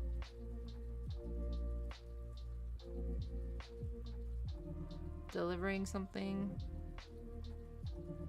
And I had struggled with this one in a past relationship because I had someone whose love language was 3000% act of service and like nothing else. And I'm sitting here like, okay, again, like that's cool that you scooped the cat's litter, but how about a gift or like a kiss or something like that? That'd be extremely cool. You know? But once I learned that their love language was acts of service, it got a lot easier to recognize, okay, this is their actual way of showing their love. They're going to take out the garbage. They're going to put away the dishes for me, you know, stuff like that. And they asked me, you know, hey, I know you cook dinner all the time, but if you could do the dishes, that'd be a big help. It's like, to me, it's like, okay, it's not that big of a deal, but they were making a big deal out of it. And that's, afterwards, I learned that that's because this is their love language, right? And yeah, a lot of guys just like doing things. Absolutely. It's basically, yeah, just doing things for another person that eases them. And a family, it might be, hey, I'm gonna go put Jessica to bed. Maybe mom usually puts Jessica to bed, but hey, maybe dad recognizes that mom feels a bit stressed out and Jessica is a pain in the ass to get to sleep. She needs to be read, you know, her Pokemon books before bed, whatever it is. And, you know, dad's like, hey, I'll take care of it tonight. That can mean the world to someone. Absolutely. Or again, walking the dog. Saying, hey, I know you're feeling a bit sick today. I'll go walk the dog. Again, it's really easy to relate to these. Helping your parents. Yeah, like I said, mom's making Thanksgiving dinner. Peeling the potatoes can be a huge help. Or the apples. Or starting the boiled eggs. Or peeling the boiled eggs. You know, anything that you can help with can be such a huge help. And again, I think we all kind of cross into the different love languages from time to time. I think they all kind of go up and down. Again, I think receiving gifts is like my main one. But there are times where I'm just like, if someone just helped me feed my cats today, I would just, for some reason, that would just help so much. Like, I would feel so less stressful today. It just feels like a burden today. I don't know why, you know. So I think we can fluctuate between all these. I think we all enjoy these things happening to us. Absolutely. We like spending quality time with each other. We like it when people do things for us. We love it. For the most part, we like receiving gifts and physical touch and being told something like, hey, I love you or I'm proud of you. Nothing beats coming back from a long day to see that the chores are done. Absolutely. Yeah. That's why I always complain about having to cook dinner. Because, like, I'm on the edge of, like, come on. Like, could someone just cook dinner for me and, like, tonight, just one night? You know, that'd be so cool. Because there's, like, a difference between going and getting dinner and then, or, like, getting it through Uber Eats or whatever. And then someone, like, actually cooking it for you because you know they put love into it, right? It's like when SpongeBob says, oh, the secret ingredient to the Krabby Patty is love. It's like, I get it, okay? Even freaking SpongeBob puts love into his fast food. Okay. So, yeah. Taking care of the birds is your act of service to your parents? Yep, there you go. Taking care of pets. Like I said, pets can be an absolute burden. We love them, but they can be a goddamn burden sometimes. And having someone help with that can mean all the world. Because we don't want to feel guilty or shameful that we're not taking care of something.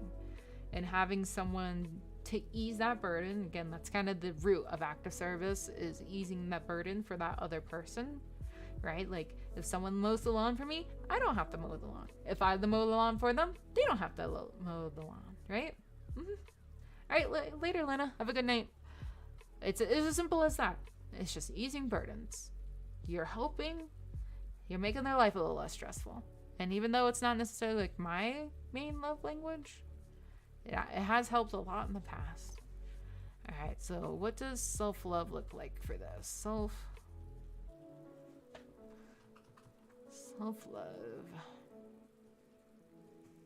And I think this is very easy to recognize because it's extremely physical as well. All right, self-love for this is going to look like therapy.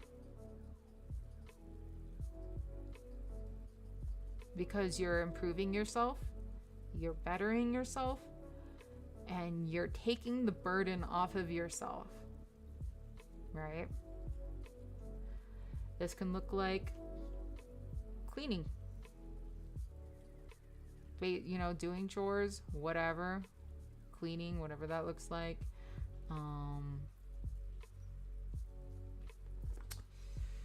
Organizing. God knows when there are times when I'm feeling down and I start to organize, and for some reason that does it for me. I just like, I put things at different spots and I'm just like, bam! The feng shui in here, so much better. And that kind of goes with cleaning as well. You kind of clean and organize as you go along, but I'm just like, you know, for some reason it's just like, it feels cleaner, it feels nicer in there. And you're doing that for yourself. Absolutely. I'm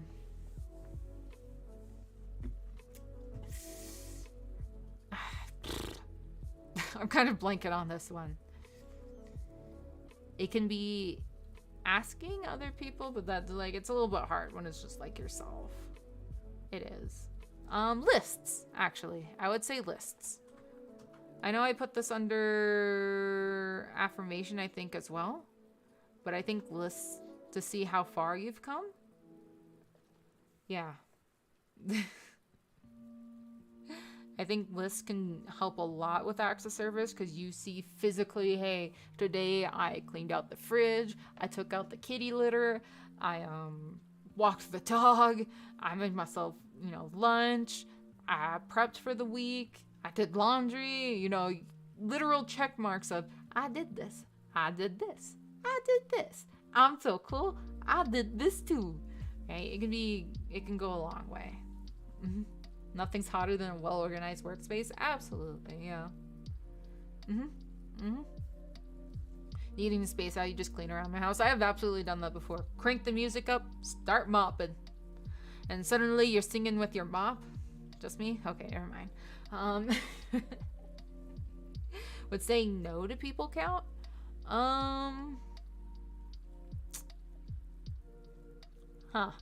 That's an interesting one. I'm actually unsure about that, Lamp. If acts of service is your love language, saying no when you feel overburdened about something, I feel like it's more like, I mean, yeah, it's not wrong. I just don't know if that really ties into it being a love language, if that makes sense. Damn, girl, you live like this. Do you go to a local coffee shop and hang out? Yep. That's always a good one, Stephen Touche. And that would be... Heading out to a local coffee shop would be more of a quality time. Quality time. Language. Yeah, that'd be quality time, love language. And yeah, it could be delegating. Slowing down if you need to, if you're overwhelmed. And that's okay. Delegating, planning. And if someone's pushing you, you can be like, hey, I have a time and a place. Absolutely. If the act is involuntary, it kind of loses its meaning. Yeah. That's kind of the point. This isn't so much like, for example, if someone asked me, hey, can you make dinner tonight? When they normally make dinner, I wouldn't. And me saying no, I don't know.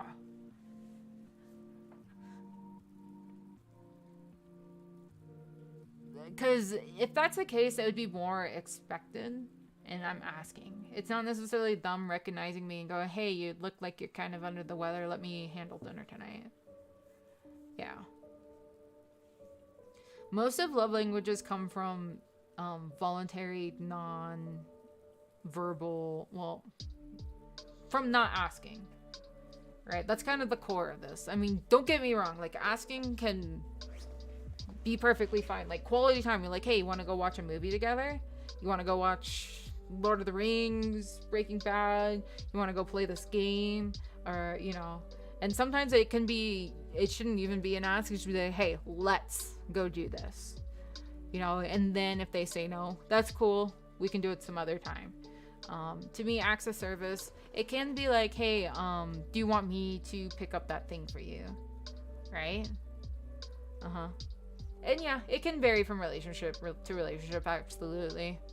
Absolutely. Because I can tell you, if I planned a dinner and then they decided to make dinner for me, I'd probably be a little pissed. Like, on one hand, I want to be happy that they made dinner, but on the other hand, it's like, okay, I got all these ingredients, they're expiring tonight, I need to use them, I had a specific thing in mind, then I can be pissed. What's your opinion on people who constantly say they'll do stuff around the house and they'll never do them?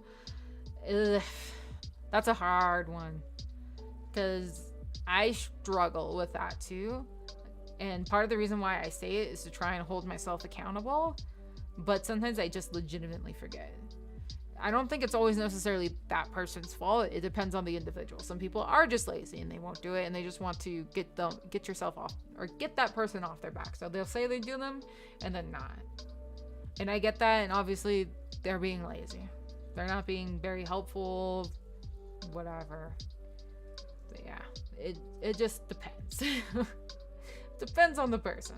Because I know, like, I even told myself, hey, I'm going to get up by 8 a.m. 8 a.m. rolls around. I'm like, all right, we need to get up at 8:30 and start doing the stuff for today. Like, I need to do the dishes and stuff, you know, come on. 8:30 rolls around and I still don't do it. So sometimes to hold yourself accountable, but it's not necessarily that I'm lazy. I can tell you that right now. I would love to do those things, get up at 8 and start doing things. It can be legitimately a mental barrier. It's crazy. Yeah. Yeah, exactly, Sigmunder. Yep. It just ranges from individual to individual, and it helps to recognize that. Alright, things to avoid. Whoops, that's not green. Alright. Things to avoid. If your love language is an act of service, things to avoid with the individual is to make requests.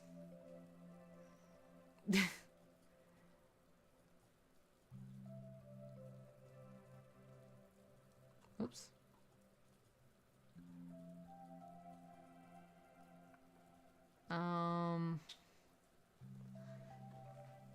Not necessarily that. Let me rephrase that.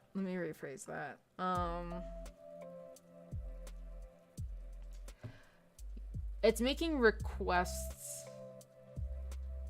It's like prioritizing kind of the wrong things. That's kinda... It's kind of weird to explain. Basically, it'd be something like this. Let's say something's really important to you. I'm gonna say a Sigmunder Rumayer every single time. I'm joking. Okay, let's say feeding the cats is the end all be all for you. The cats need to be fed. You're feeling sick.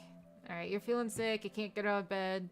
You ask whoever, hey, could you go feed the cats? I'm not feeling well. And they go, oh yeah, I just need to, like, before I do that, I need to do this and take out the trash, and then I need to play like a 20-minute game of League and stuff. It's just like, just go do it, right? Just come on. Like, it's not that hard. And all those other things can wait. The cats are starving, right? So it's like, or like, it's almost like putting others before the requestee. I don't know exactly how to explain it, because it's a little bit hard and it depends on the situation. But let's say not following through. That's an easier one. I should have done more research about that last one. I'm sorry. Not following through. That can be a huge one, right? I ask you, or you say, hey, I'm gonna go feed the cats, and the cats don't get fed. Now you got 2 angry cats and an angry Mizuchi. Alright? And it doesn't matter how big or small the task is when it comes to that. It just doesn't. It just doesn't. But that's gonna be your big one. It's like not following through, or just not doing it in the first place. Right? Just being Yeah, just not doing it at all. Like, you know, you just stay at home and you're just like, whatever, like, it'll take care of itself. Okay, there's gonna be multiple levels besides just that probably happening. But yeah. When moms get mad, I know. I'm sorry. Expecting others to do everything. From the perspective of the person, so this is kind of from the perspective of, hey, my love language is act of service. So I would say actually another one is not appreciating what they're doing. Not appreciating their act, actually.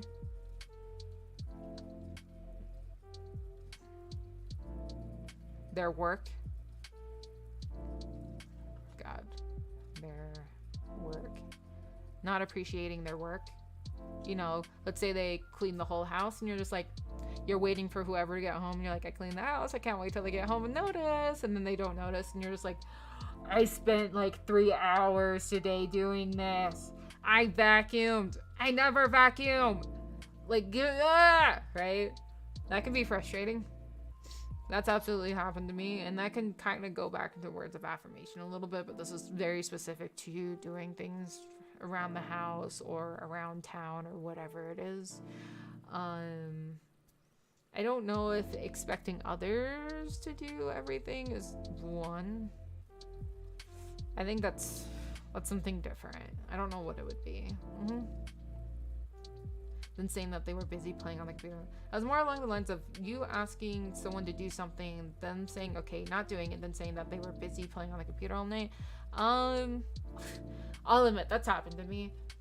I just, like, sometimes I just straight up forget. And it does suck, and I feel guilty when that does happen. If it's a reoccurring thing and they don't feel guilty about it or shameful, then yeah, I agree. It can be an individual betraying your trust. And yeah, it just varies, unfortunately. There's not an end-all be-all for a question like that, because like I said, that has happened to me. There are times where, like, I scoop my cat's litter twice a day, and I would say probably twice now since I've gotten them. I go upstairs, I get into bed, and then I recognize, shit, I gotta go scoop some poop. Yeah. Wouldn't it be unhealthy if you're the only one doing acts of service? Absolutely. So yeah, I mean, obviously this kind of, again, I don't want to, I think that goes deeper into this than love languages. I don't want to say, like, nagging. Maybe.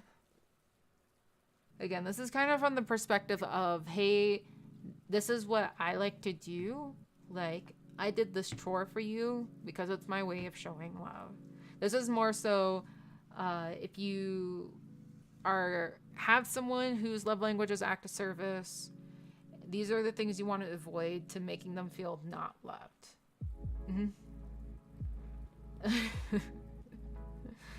So, yes, obviously, them doing everything all the time can feel like, can make them overburdened. But I kind of already covered that with, like, not doing anything at all or not following through with things. This can be a little bit of a hard one because in any relationship, friends, family, whatever it may be, roommates, you generally want to split things up in some kind of capacity. And, you know, some things might be harder for other people to do than others. Like, I honestly have a hard time, like, mopping, and because it hurts my shoulders. Straight up, it hurts my shoulders. I'll do it, but it hurts my shoulders. Yeah, don't give too much and don't take too much, yeah. There's a difference between identifying a love language and identifying an effort deficient. Yeah, exactly. That's a good way to put it. Because you don't want to... It's not like you can... Anyone can be taken advantage of. Right? Anyone can be taken advantage of, and that's a whole different thing, in my opinion. This is just strictly ways of showing and receiving love and making people who acts of service might be their love language feel appreciated and not neglected.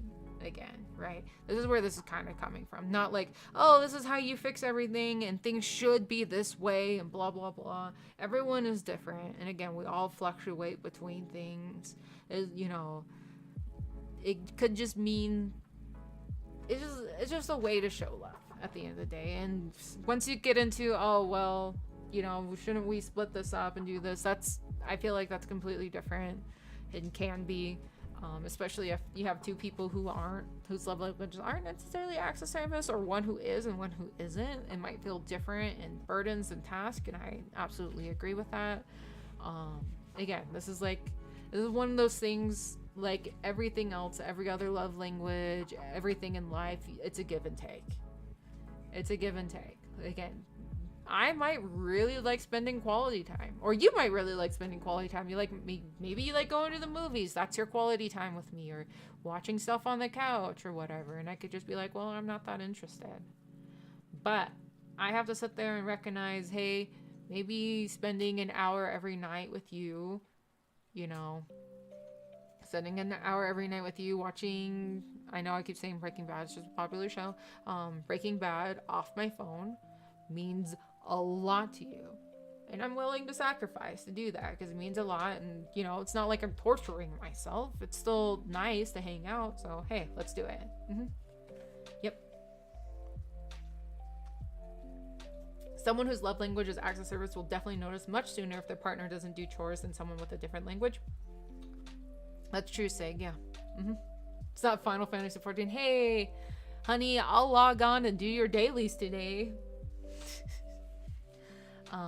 As for like, if someone whose love language is act of service and they're upset, or you got into an argument or whatever, the ways to kind of make that up is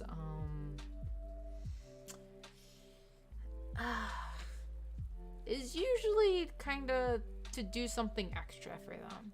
Maybe that is cooking breakfast. Maybe that is, you know, organizing their bookshelf, or doing something that they've been meaning to do, or taking the burden off of them for that one day, to make them, you know, just because that's gonna mean, and again, a lot of these things have to come unprompted and voluntarily. Yeah, have fun, Sig. I'm pretty much wrapping up anyway, but thanks for stopping by. I didn't even think it'd take me this long, because like I said, these aren't like extremely deep. They're just kind of interesting, and recognizing, you know, the people around you who may or may not love these or act this way, because it helped me recognize a lot of things in my life about people I enjoy or being around. So, but anyway, yeah, so generally, again, it's not that deep. If someone whose love language is act of service, they're not feeling good, they feel down about something, you got into an argument, easiest way to make it up to them, take some of the burden off of them. If it's your mom, you got into an argument with your mom, maybe you go grocery shopping for her. Maybe you make her breakfast in the morning. You know, it seems extremely cliche, but it's as simple as that, right? It's, again, going back to easing burdens. That's the whole point of act of service, is easing burdens. And that's their way of showing their love, is I'll help you with that. Let me do that for you. So, just easing someone's burden. Yeah, there is no perfect guide. Nope, everyone's different. Absolutely. And if you guys are ever curious about this stuff, you can Google 5 love languages and 50,000 different charts will come up that are probably better than mine. Just to put it simply.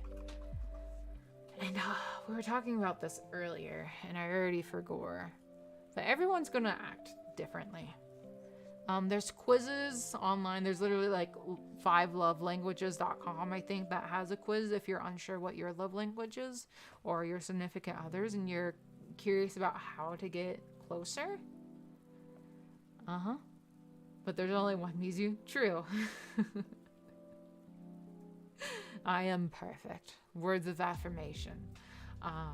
But yeah, it made me understand like how important gift giving was to me and why. It's because of the thoughtfulness behind it, and why I get mad when people ask me, hey, what do you want? Like, because every time I tell them, just think of something, anything, right? And, you know, again, I had a partner whose love language was heavy into acts of service. And I learned more about them. When they did things for me, that meant a lot to them. And when I did things, that meant a lot to them too. And I was like, oh, okay, I get it now. Cheers, Steven. But yes, it's not that deep. It's just an interesting way to understand each other more.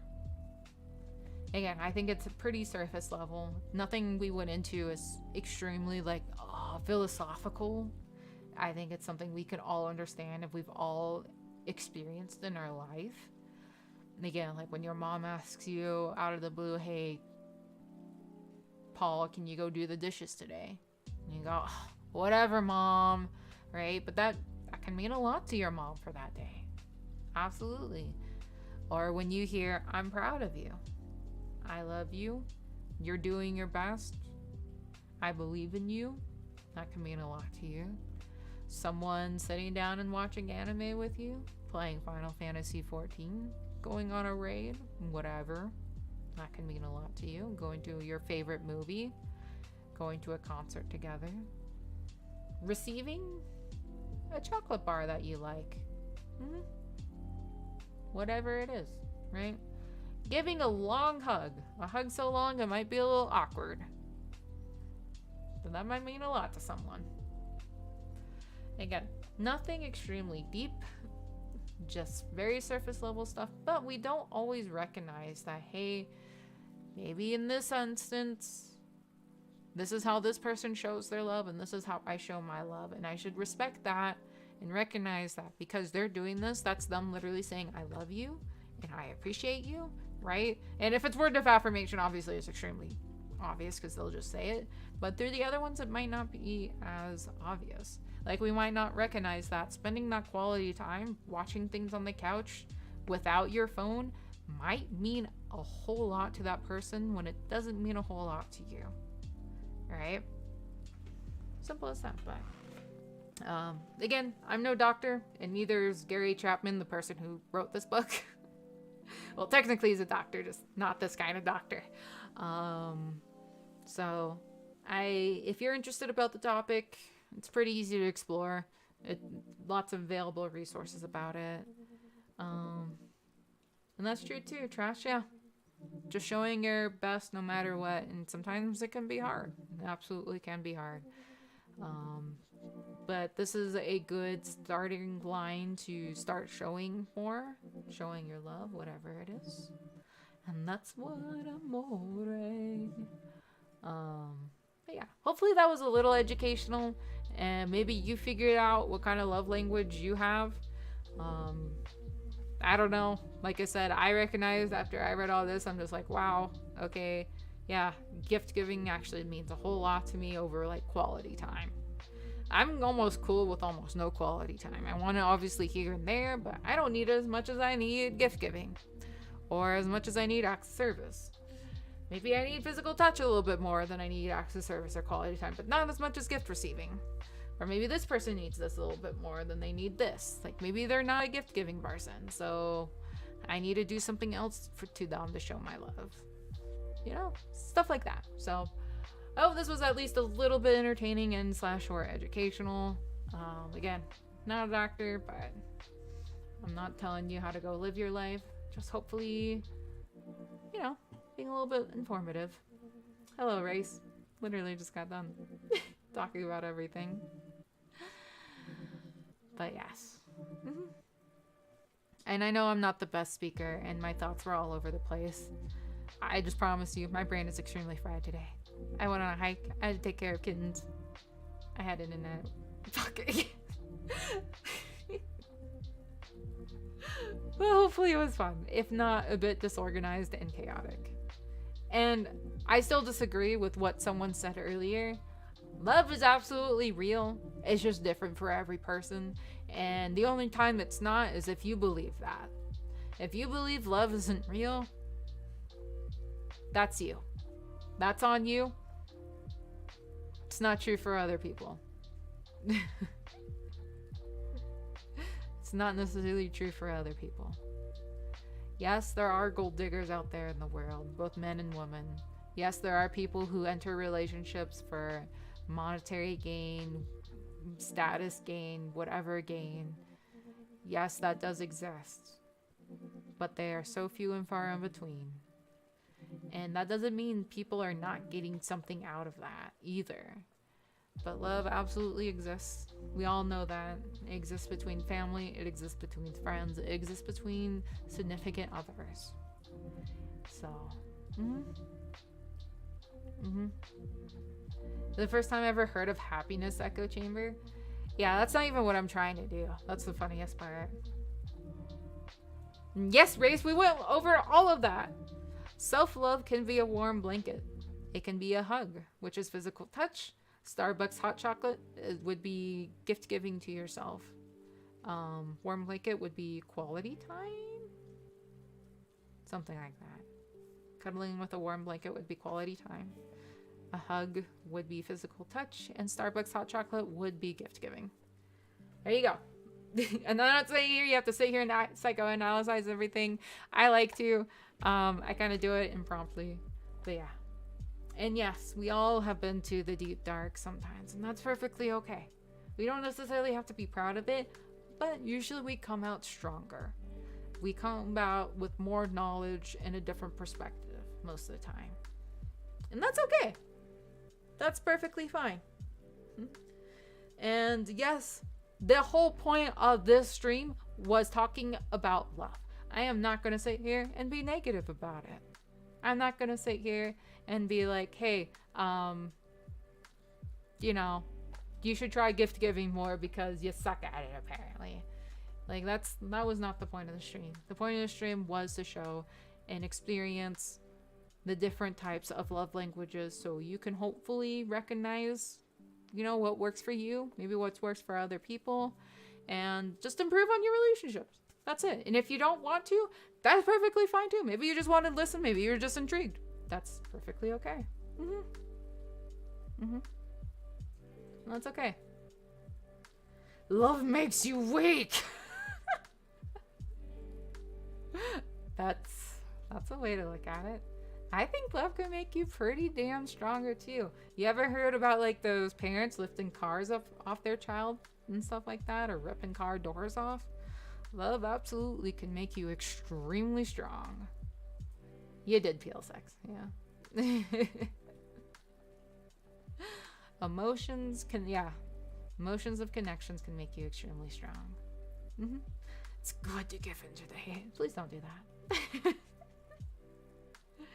With great power comes great responsibility. Yes, and it is fun to see all the different ways people express love. And again, I think we fluctuate between them all. And I think we can. And there's nothing wrong with that. We don't have to categorize ourselves into one or another. It's just different ways to recognize it. Because like Sig was saying earlier, for gift giving, and I can speak to it a bit more because gift giving is 100% my love language.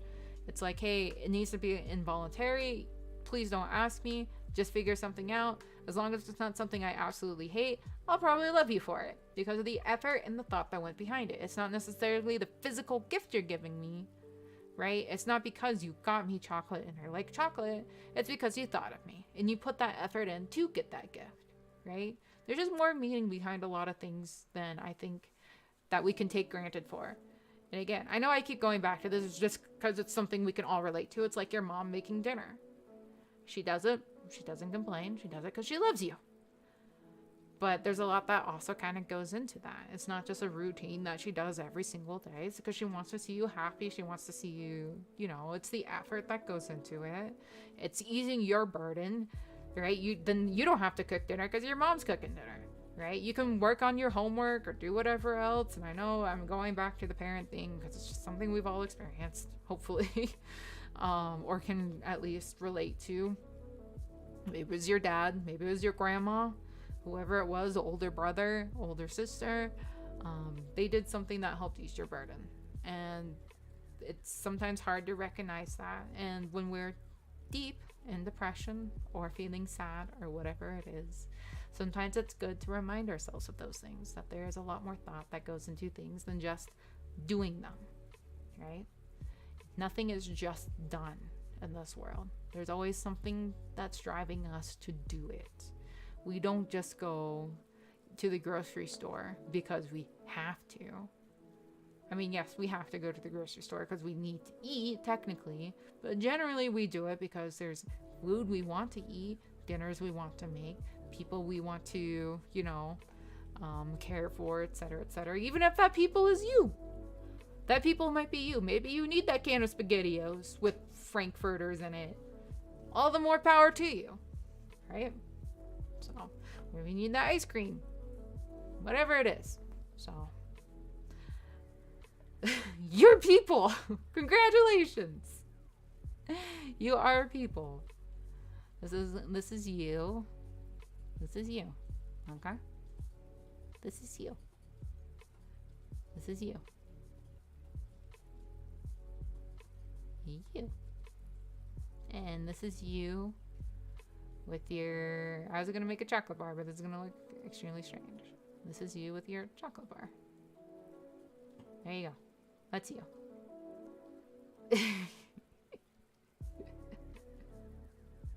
Jet Docs live on stream. This is why you went to the grocery store. Right? And yes, you must be happy. Or else. Smile. Oh, and you're not bald. You're like a dirty blonde. With short hair. Not spiky, just short. Normal sized ears. Yep. Anyway. Can we get chocolate milk? God damn it. The problem with chocolate milk, it gets transported to an alien dimension, but I can try. There. And then here's your TV, all right? Or your computer monitor. Sorry, nobody has TVs anymore. Here's your widescreen computer monitor, because they sell 55-inch computer monitors now. Did you know that? Saw one the other day. Crazy. 55-inch computer monitor. Yep. Here's your computer monitor. All right? And here's what you watch on it.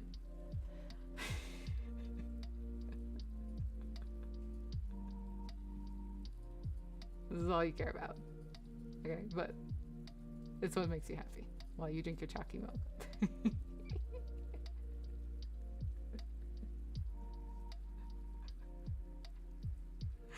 And yes, here's your cat silently judging you as you watch.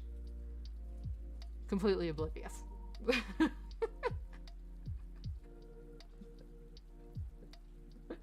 Okay. Here's a cat. Why? Why are you like this? But they can't talk. So this is just a thought bubble. It's a cat. They can't talk. If your cat's talking, you got some issues.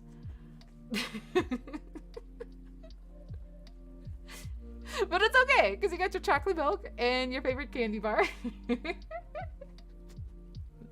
And you got your boobas. And that's all you need.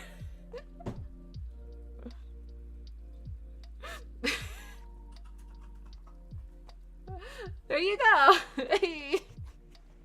I want to make this a little bit more real. They got blonde and there we go. Boom.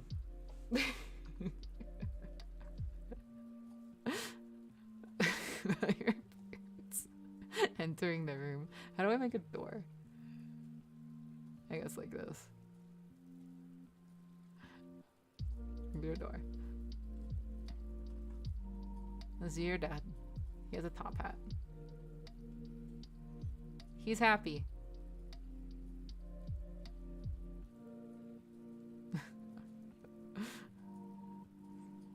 Son, why?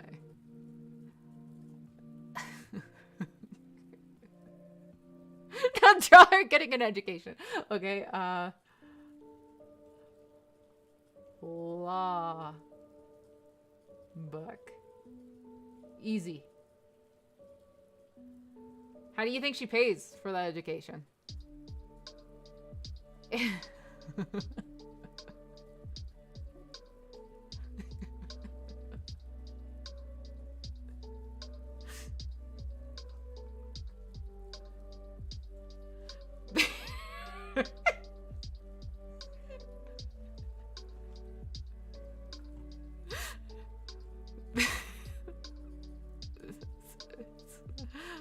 Why you're all left.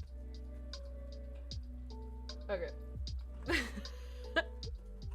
I'm selling this as an NFT, FYI.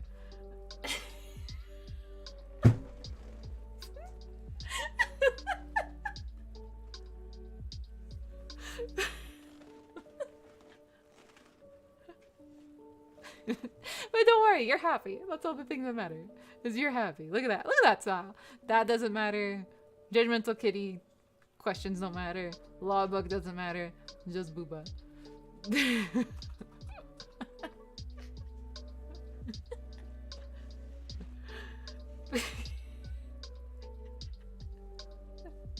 All the things that matter.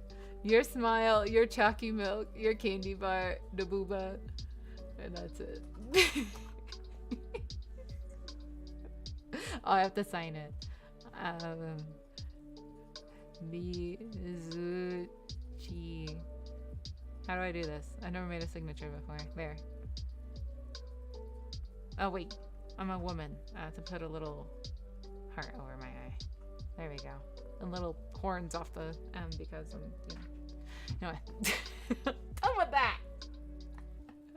Okay. Well, again, I'm just gonna drop that in the Discord with zero context for the people who didn't show up.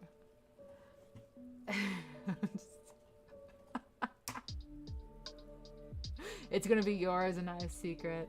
What if I put, wait! What if I put this in the what if I put this in the AI generator? Oh god.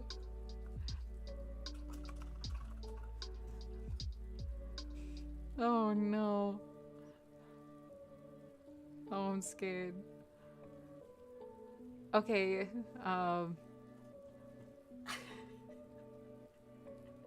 it's not as exciting as you think it would be. Because I have to make a whole prompt for it. Dad entering my room.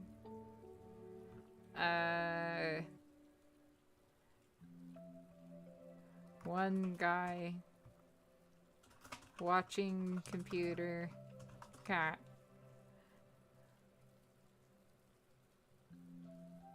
It's thinking. Okay.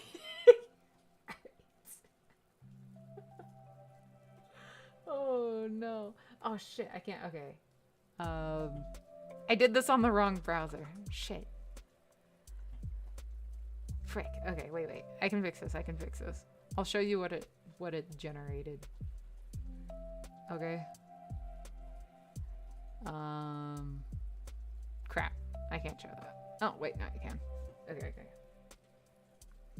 This is what it generated, by the way.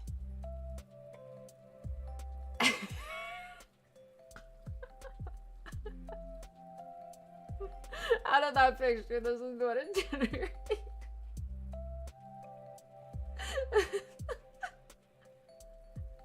Just so you know. Look at the cat. Look at the cat. Look at it.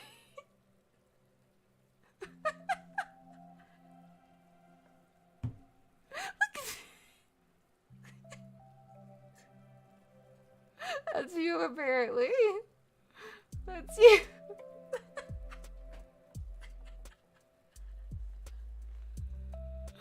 Oh, God. No. So bad. Accurate slouch. I know. I know. What's wrong with our feet? Don't worry about it, okay? It's going off a stick drawing. It's going off a stick drawing, okay? In MS Paint. Don't expect too much from it. Alright, well that was fun.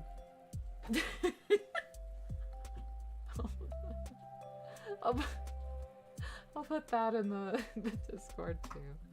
Okay. Alright. Whew. I did not think the stream would take that long. But I hope you guys enjoyed. Even with my jumbled mess of thoughts and pausing and having to think about what I'm saying, that is a lot of bed. Yes, it is. I appreciate you guys sticking with me. I know it was a little bit more discombobulated than I would like, personally. Again, my brain is completely fried today. I almost canceled the stream today. I'm not gonna lie, but I was just like, send it. We'll just, whatever works. We're just gonna go do it. So, and yeah, making tank beats. It's like a Roblox character. I have no fucking idea what's going on there. None. But it was fun. I think we got some good talks out of it. I hope it was interesting at the very least. If you're not familiar with the 5 love languages, again, you can always go just Google literally 5 love languages, go to images, and you'll get a shit ton of charts telling you basically what I told you today. But yeah, it was fun. I will put a schedule out tomorrow. My index should be here early this week, early next week, this coming week. It should be here early.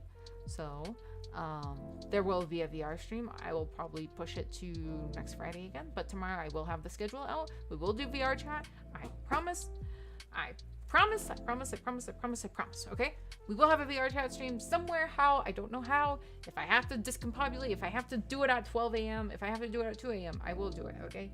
I will do it. Yes, 3D booba for real. For real on your screen this time. Just like that picture I drew, okay?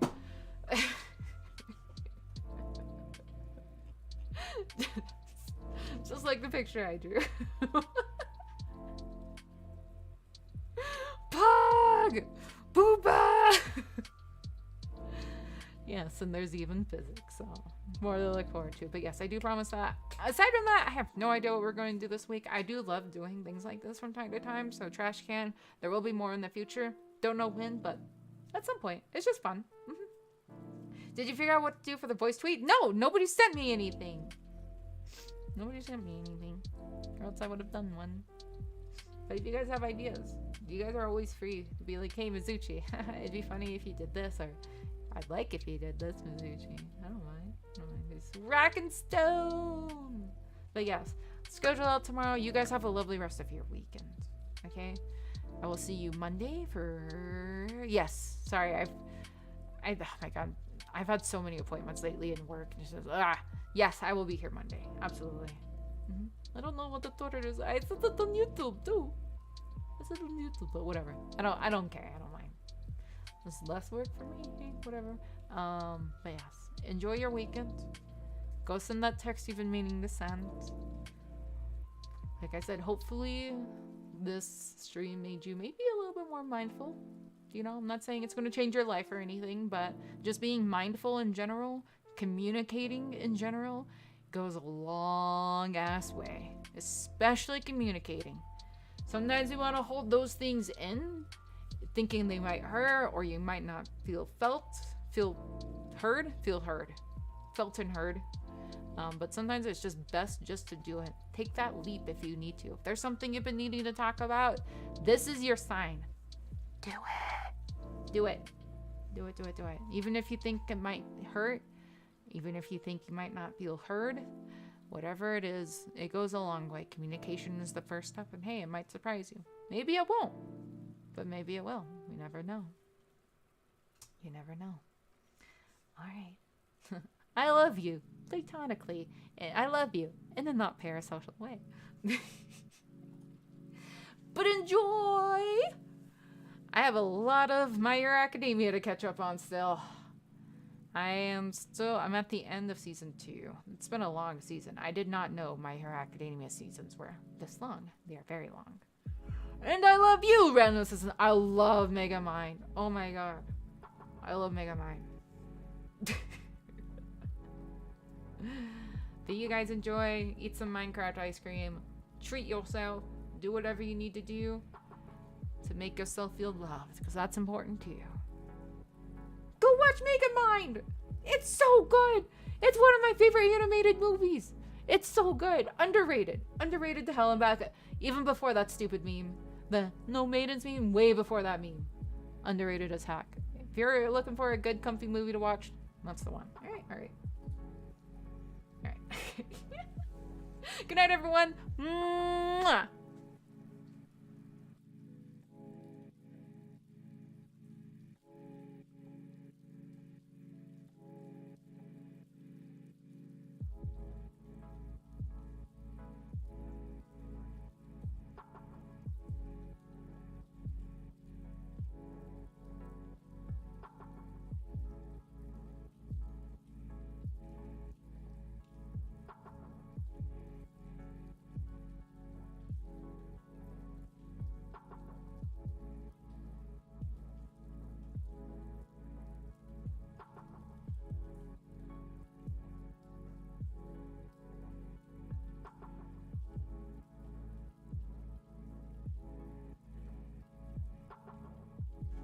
Why are you still here? I'm just checking Twitter on my phone. Should probably go. There's nothing left. Just leave.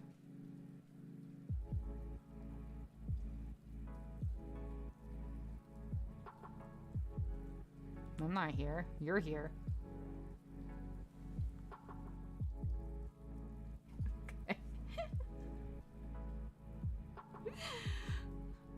I'm not parasocial. You're parasocial.